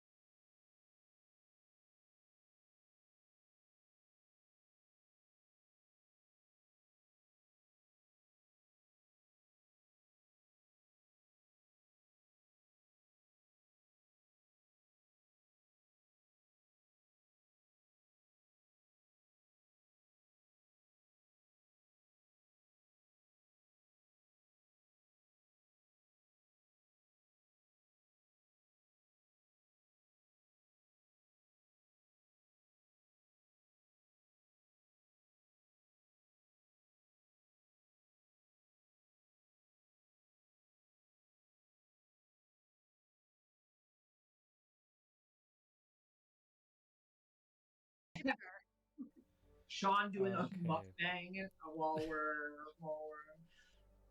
We're alive. We're back. The beauty about Twitch that I've discovered, especially when we're in this like pre-audience stage, but even then, I've been doing a little research. Is Twitch is a little softer around like the hard lines of starting and stopping. Even some of the biggest Twitch streams are like, yeah, we're starting in like 20 minutes. Don't worry about it. Here's some pictures. So yeah, I discovered over the pandemic when I tried to get from theater, which was dead, into film that I hate post-production. Post-production is the bane of my existence. I never want to be a part of it. I will pay people to do it, but otherwise get it away from me. And the antidote to post-production is doing it live. So yeah, like Bill O'Reilly. That's my new motto for anyone who's old enough to get that reference. Bill O'Reilly, that's right. Yeah. So I'm going to say that we kind of pick ourselves up here as we're walking through this as like exit that little glen with the well out onto a pathway. You see this big pillar there next to the pathway. Can anyone read Elvish? Bubo? Yeah, it's a language I speak, so I would imagine reading right kind of thing. Yeah. Yeah, of course. Yeah. In the in that little monolith there by the side of the road, you see written in like very and right, our knowledge kender is able to also read on that little monolith by the roadside pointing back to the well you came. It has a little description saying like, this way to well and to where the heroes of the dragons, where the heroes dragon slayers are to be found. Nice. So is it like a tourist attraction where like people will come every weekend? Like, are they here yet? I guess so. Yeah. This is it. Yeah. As you're walking through this pathway, Orson starts to kind of speak as guide towards just like the general goings on of court. You know, of course. So, Leroy sits on the throne under the noble guidance of his regent Per Jeffreys, though it is, of course, Chancellor Cockney who truly maintains order. Presently, everyone is quite aflutter with the attendance of Duchess von Chomsley, who does all she can to avoid the court, but is obligated to attend the marriage of Lord Admiral Beakley to Mademoiselle Tengling, the Duchess being a distant cousin, of course, of Admiral Beakley, and so, of course, is obliged to attend the events. Of course, everyone was quite thrilled at Mademoiselle Tengling, and I can attest firsthand positively swooned to hear the king arrange an attendance of the famous and beloved slayers of the Shadow Dragon itself. That is, of course, because Leroy has great trust in my capacity to have found you. The marriage, you see, represents a great union and healing of old wounds, and I dare say it appears an omen of a glorious era of peace, which is only doubled so by the findings of you, our great slayers of the dragon.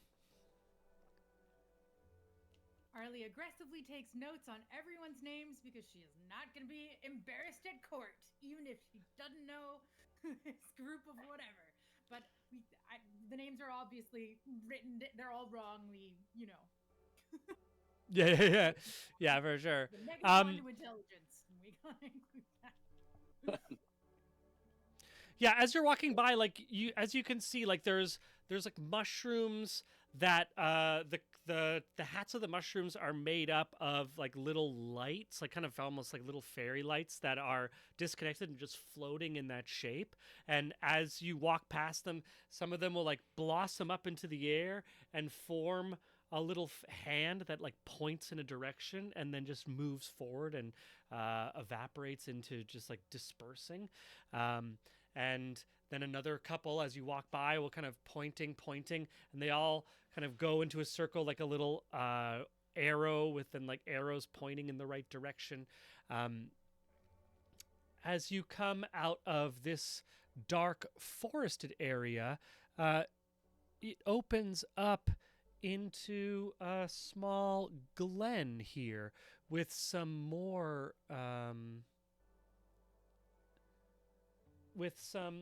writing, and some of the lights that come from these plants form like little miniature stags and does that prance through the trees.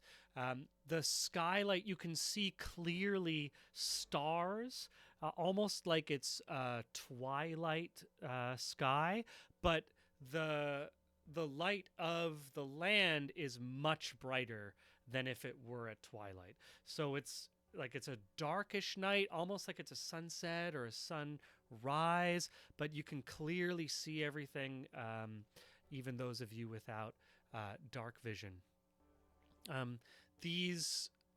As you walk through this clearing, Orson says, "Ah, yes, the great glen of memories. This is where, of course, we remember all that we need to remember, and each one of us who walks through this glen is reminded of the very things that they most wish were put aside. Of course, over there are the memories longed for. Here, you may want to turn your gaze, because the fastest path through to Versailles is, of course, through memories wished to be forgotten."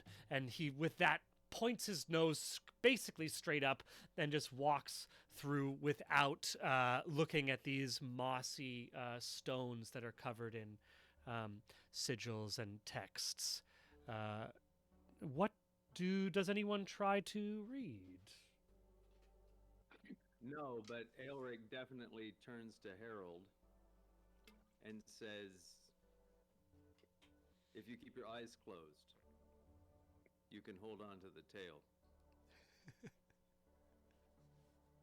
Harold closes his eyes and holds on to the tail. Okay. Thad, you say Oh, I look. you're looking? Oh yes.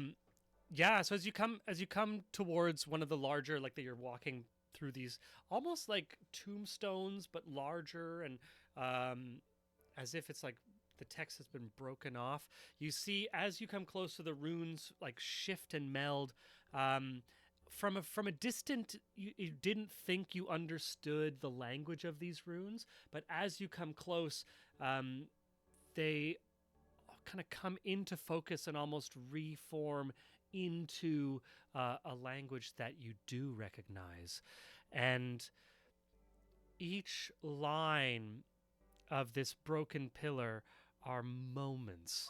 The first one being that first time you went red. You know those times when you go red in the face and like sick in the stomach because you do the stupidest childish thing?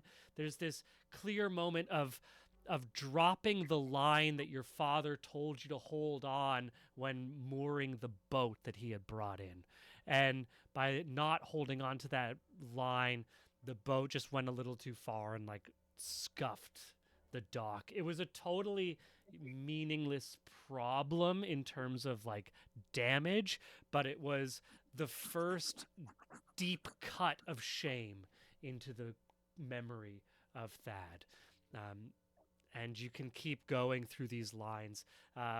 There's about 3 or 4 lines that are dedicated to just moments of puberty, both with other people, making a fool of yourself in court in front of some cute nobles who had come from the capital, trying to impress them with some show of outdoor gallantry, but entirely failing at the idea of this being a noble event and you were supposed to not be covered in dirt, which normally wouldn't be a problem except for the fact that you really wanted to impress this person. As you keep reading, as these memories grow in maturity, they become less cute and distant, and you start reading, and I'm going to ask for a wisdom check as you start reading one that begins with your elder sister's name. Wisdom check or saving throw? Saving throw, sorry. Saving throw. Saving throw. 18. On an 18. On an 18, you're able to read it. But I'm going to ask you to tell us what was the most painful memory you avoid that you have of your elder sister.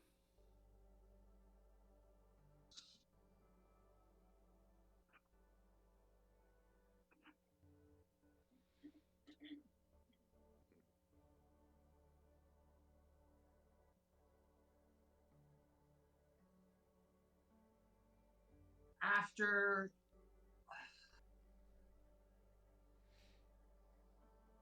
what's weird about this and what's weird about all of these is as Thad has been reading all of them, he's been feeling the emotions of them. Like he knows that there are things that have happened to him.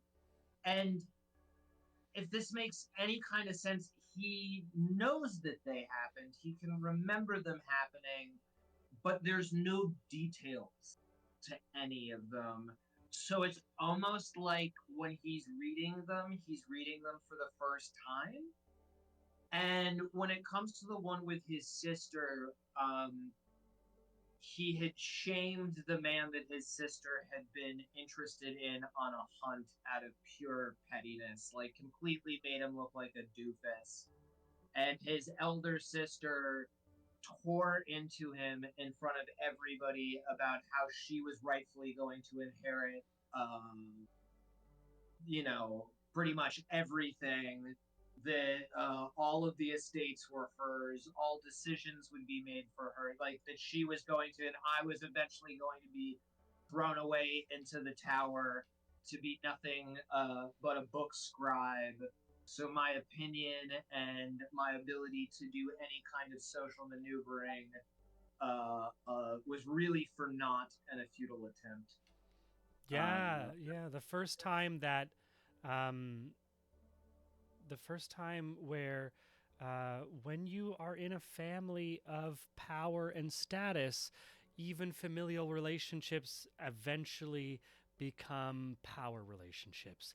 And that first fissure of the siblings by power and status, that's that first edge. But again, what's weird, what's cutting even deeper is the knowledge for Thad as he's reading this that he wouldn't have remembered that he had a sister had he not. Right. This is this disconnect. Does anyone else?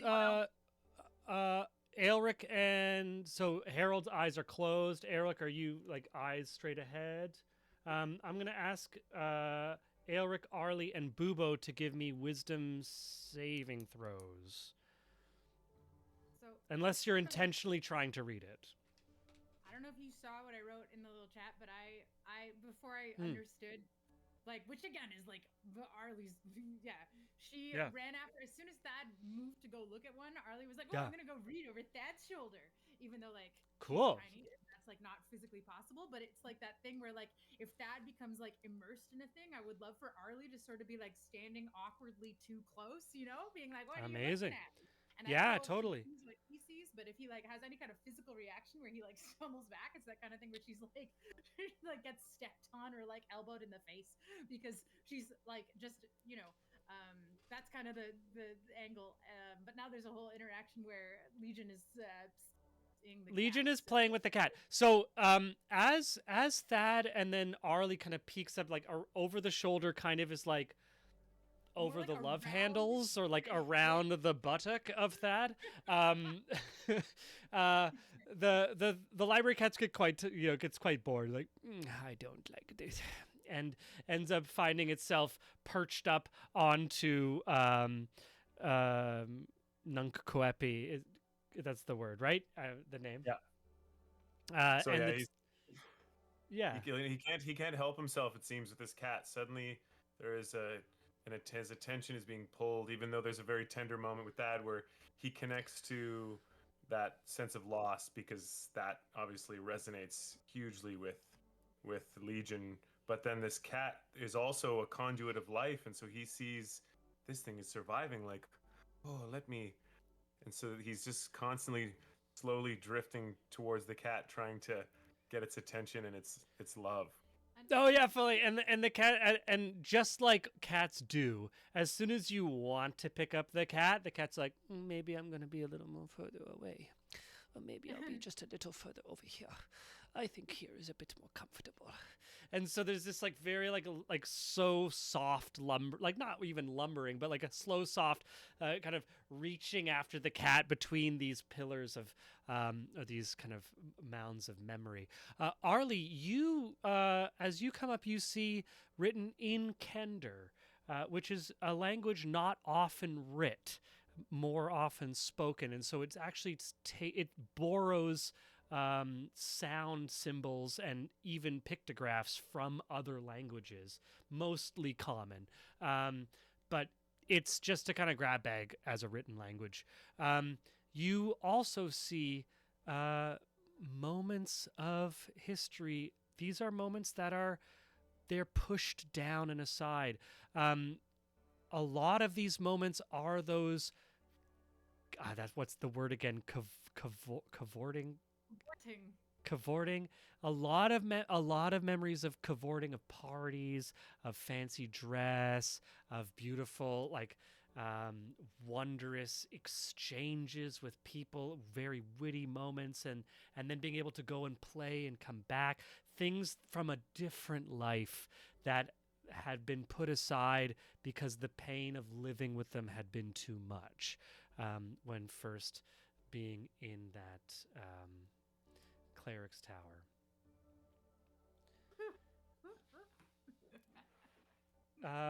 Aelric and Boobo, what did you get on your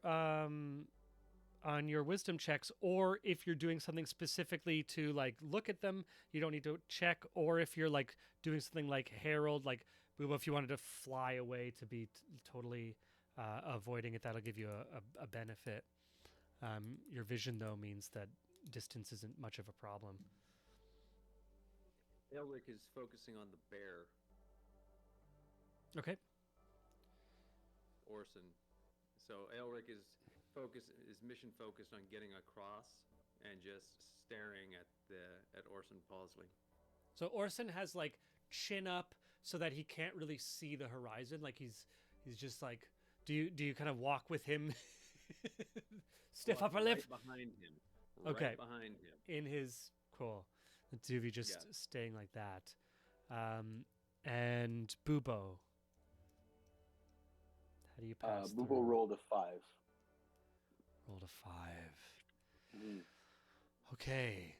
And are you walking or flying? Wait, do I need to save if I'm doing that with my vision before we... Sorry, Lindsay. Yeah, I'll say you can give me a saving throw, and then I'll come to you after Boobo. Boobo, are you flying like just above the ground, or are you walking with the group? Because you're often doing. You know, I weirdly, he's actually walking. Like I think Boobo is kind of weirdly inspired by the bear and this kind of anthropomorphic kind of thing that's happening with animals, feeling akin to this. Yeah, he's walking alongside him. Yeah. Nice. As you're walking, one of these miniature stags, like a 13-point buck, but only about the size of one of those like deer from South America, like those like, miniature deer. Yeah. And woven almost out of tendrils of like mycene that glows, comes galloping past you and catches your eye, and it runs right into one of these pillars. And as it hits the pillar, the runes within it light up in bright elvish script. And it's a short, simple description, but it is that of the moment when your parents, not your mentor, but your biological parents, lost you. Oh. Okay.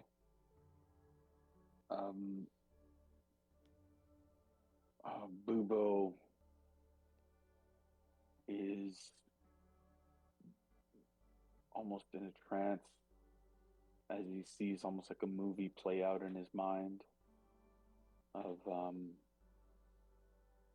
his parents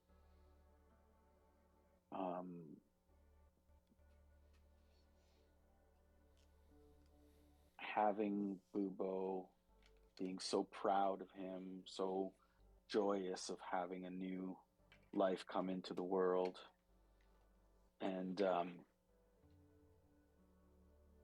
then the look on their face in terror when some unknown, dark, shadowy figure, like in the memory, you don't really see what it actually is.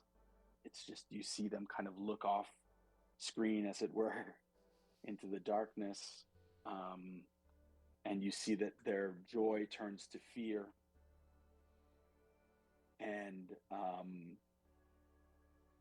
through Bubo's point of view, he actually sees this figure come in and kind of sort of swat away, push away the his parents, and then feels the pain of like being like grabbed but in a maw,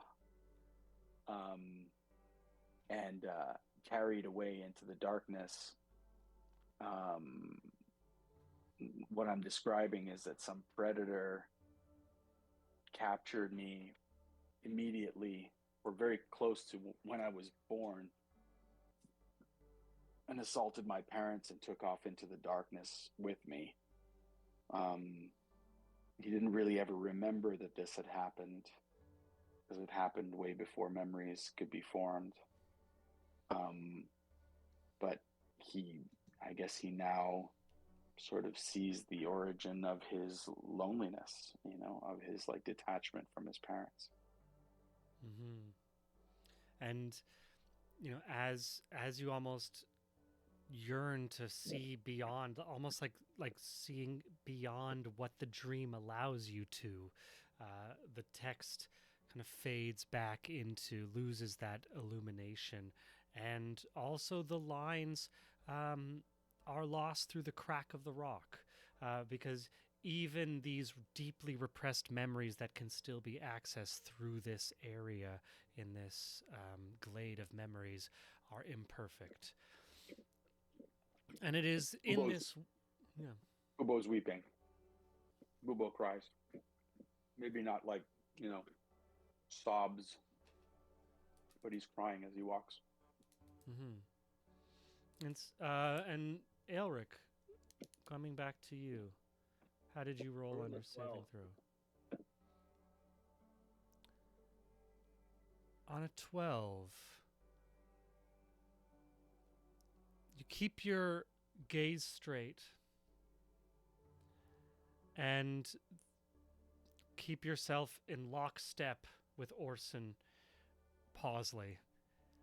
And there is just a moment where your eye catches just enough of ancient draconic that you remember reading carved into the caves in the mountains where you were raised by your uncle.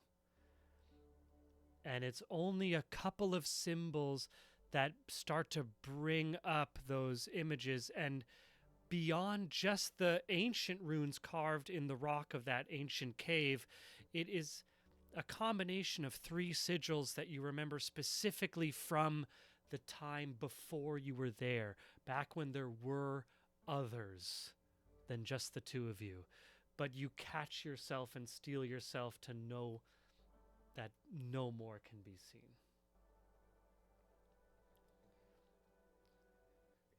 Okay. And with Wait, that, by no more, hold on one second. By no more can be seen, that's my conscious choice. that no would be more a can be that's seen a that doesn't- choice on the saving throw, unless you choose to read more. No, I'm going to continue to go through. Yeah, you recognize enough to look away, kind of thing, right? Copy. And with that, you walk through this this glen of flagstones and moss and short grass, and eventually, in the way that dreams change location without changing, the sky brightens and opens up, and you find yourself in a deep and wide valley with bubbles growing from flowers, and the sun shines brightly and hides the stars now, though even with this bright blue sky, the stars are almost still clear, in a strange way. And Orson drops his snout and runs his walking stick through some of the leaves of these low ferns and flowers, and pierces one of the bubbles on the edge of his cane and lifts it up and begins licking it like a lollipop. And here we have the last of our adventures. As you can see, we are here near much more well maintained of the gardens. You were, of course, quite far from where the gardeners and the rest of us were able to maintain. I believe here is quite a nice spot for an afternoon perambule, but I must say that we will come back to it when you shall. Just ask anyone, and I'm sure they can lead you to the field of bubbles, or as I like to say, bubble field.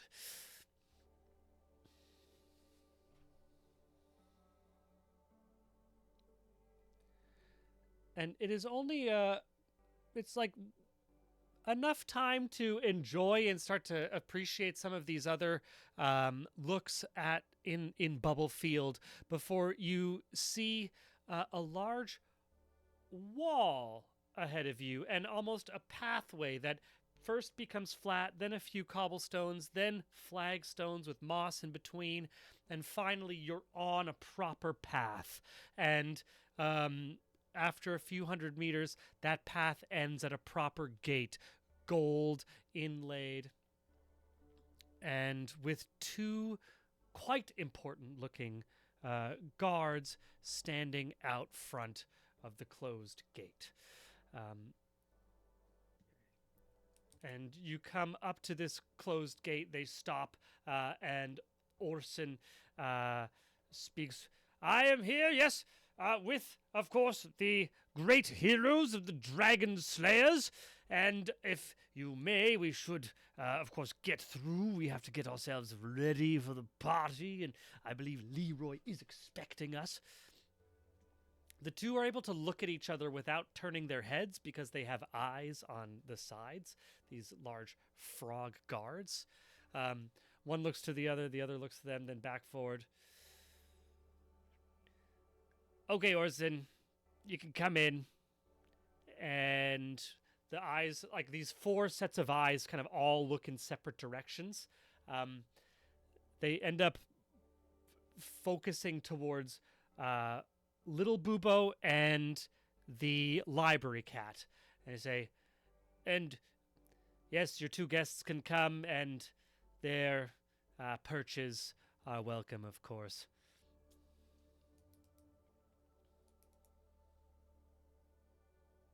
Is he insinuating that I am their perch? Aelric turns to Big Bubo and says, I think that leaves us out.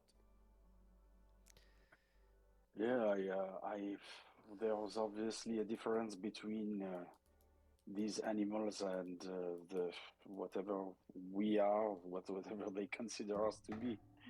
Yeah. Quick, perch on Thad. Just up and.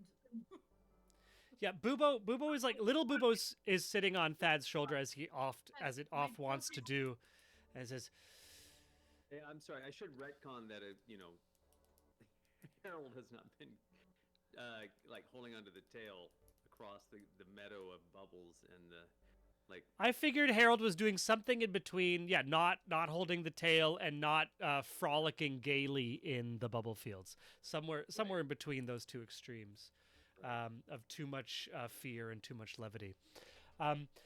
The gates open without as the two smash their staves down onto the cobbles without a creak, and Orson walks himself forward, checking the furls in his cuffs, and turns back and says, "Yes, come, yes, quite, come."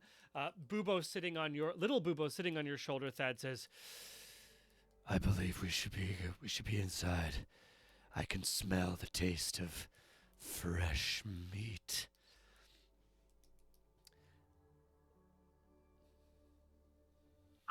Just to see what happens after he says that, I want to shift my consciousness into little Bubo as I keep walking.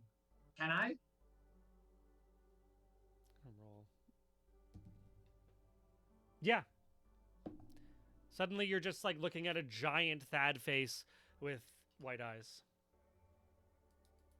I'm just gonna explore hanging out in Bubo and trying to walk myself with the group, but doing it through. Give me a dexterity check.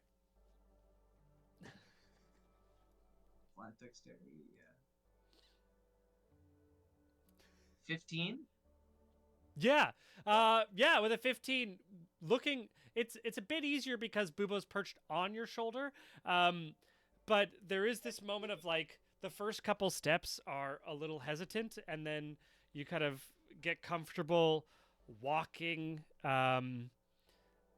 out of your body in this weird kind of way. And in this kind of toy soldier, like almost like the guy from it was like the bug in Men in Black, Vincent D'Onofrio, was like with wearing the skin of a person. Thad like awkwardly walks through this open gate. As I do that, just to continue this, little Bubo's never talked before. Can I command him to fly up and circle around while I'm trying to walk myself? You can. Give me another dexterity check with disadvantage. Okay, but I can still command him to. That's part of also what I wanted to. With disadvantage? Yeah. 18. 12? Yeah. So with a 12, you avoid like just falling straight on your face.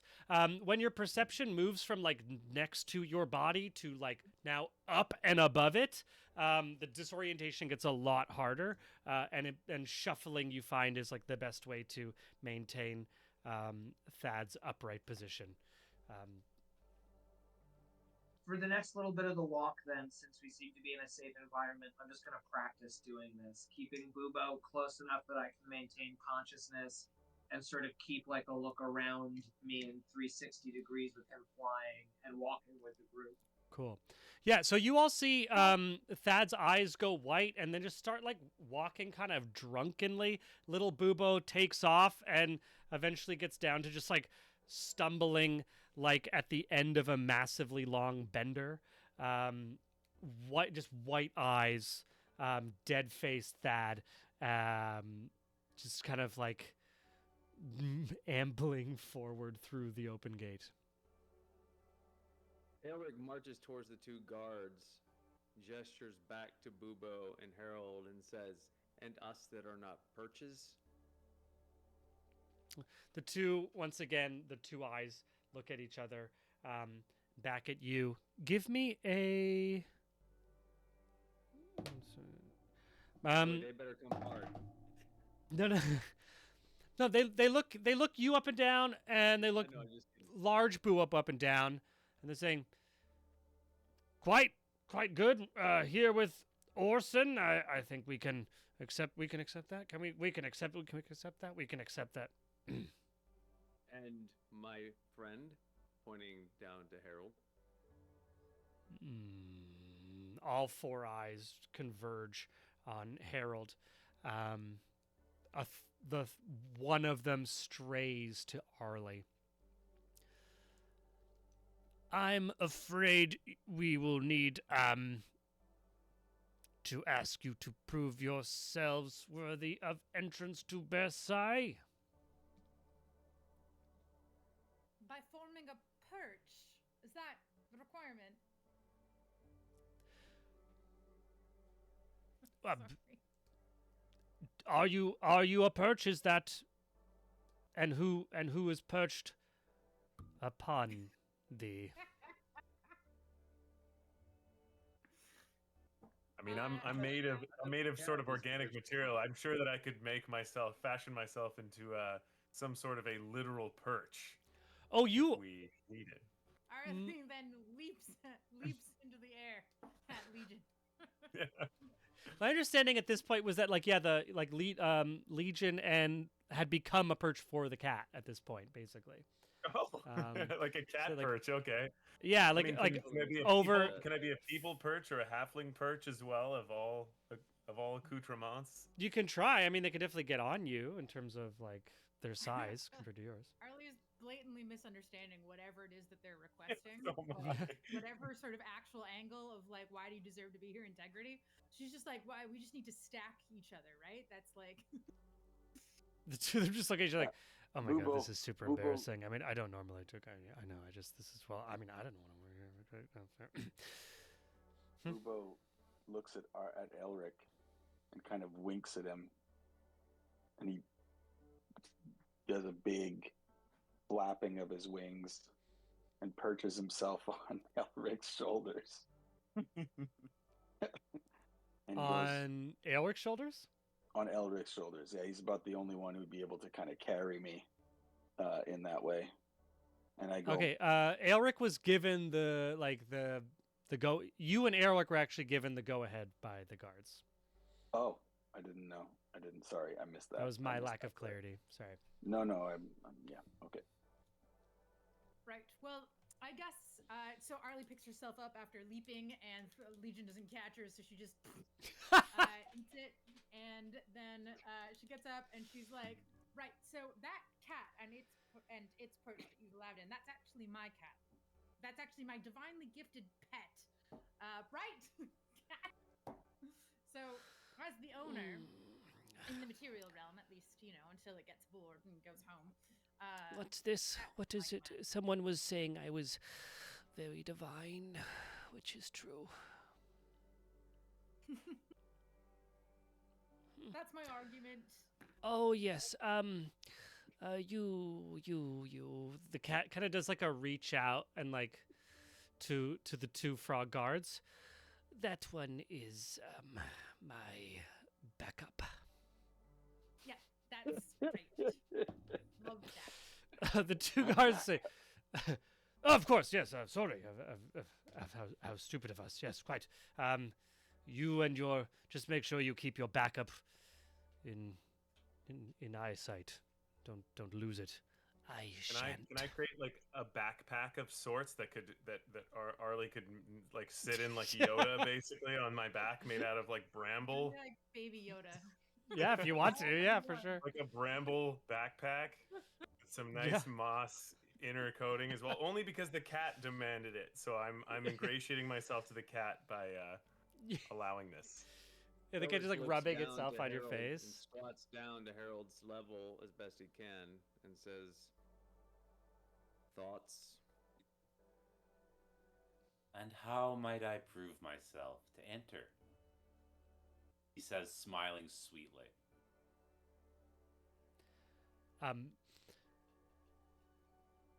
Orson comes back to the gate. What seems to be the problem here? I believe we need to get through. Yes, Orson, we'd love to allow you through, but you see, you came with, well, any malice non gratis. Ah, I see. I haven't. I apologize, Master Gray. This has not been something that I've encountered before. There are quite strict rules about the entry to Versailles, but, well, we've never really come to this impasse, as it were, before. You said that I could prove myself. How would one go about doing that?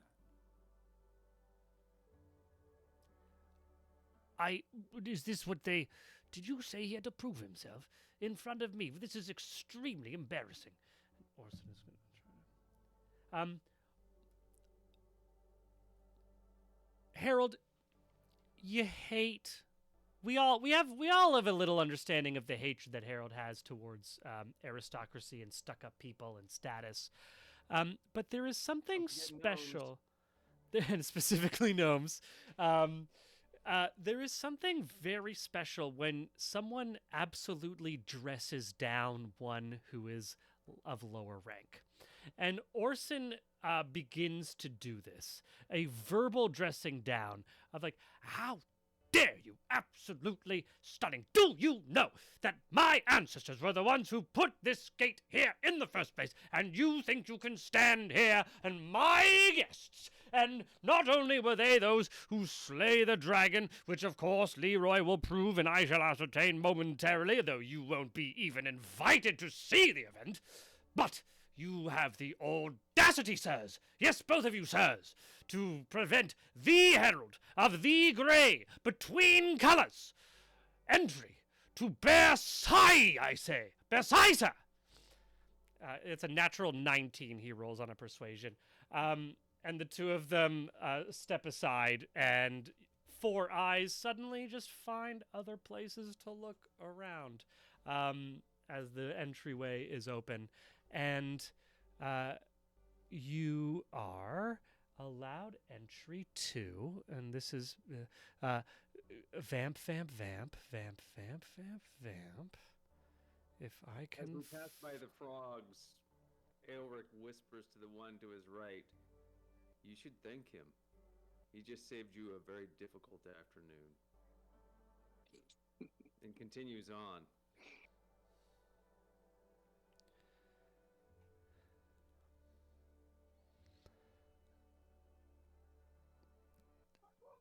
And as you go through the gates, you find yourselves in view of the grand facade of Versailles. And as we are about 10 o'clock, I think this is normally when we're normally going to wrap up for fear of getting ourselves caught in something that's going to take too long to get to a nice natural end thereof. So it's also, we're back after the new year. We're all getting back into it. My throat is getting back into it. So I'm going to say that with that, we are going to wrap today's session. Thank you, everyone, for watching. Thank you, Cody, for joining us. It was amazing. We get to have you next Cody, week. that was great. Full commit, man. That was really, really good. Thank you. And I'm going to stop Yeah, streaming it was my until first next time. week.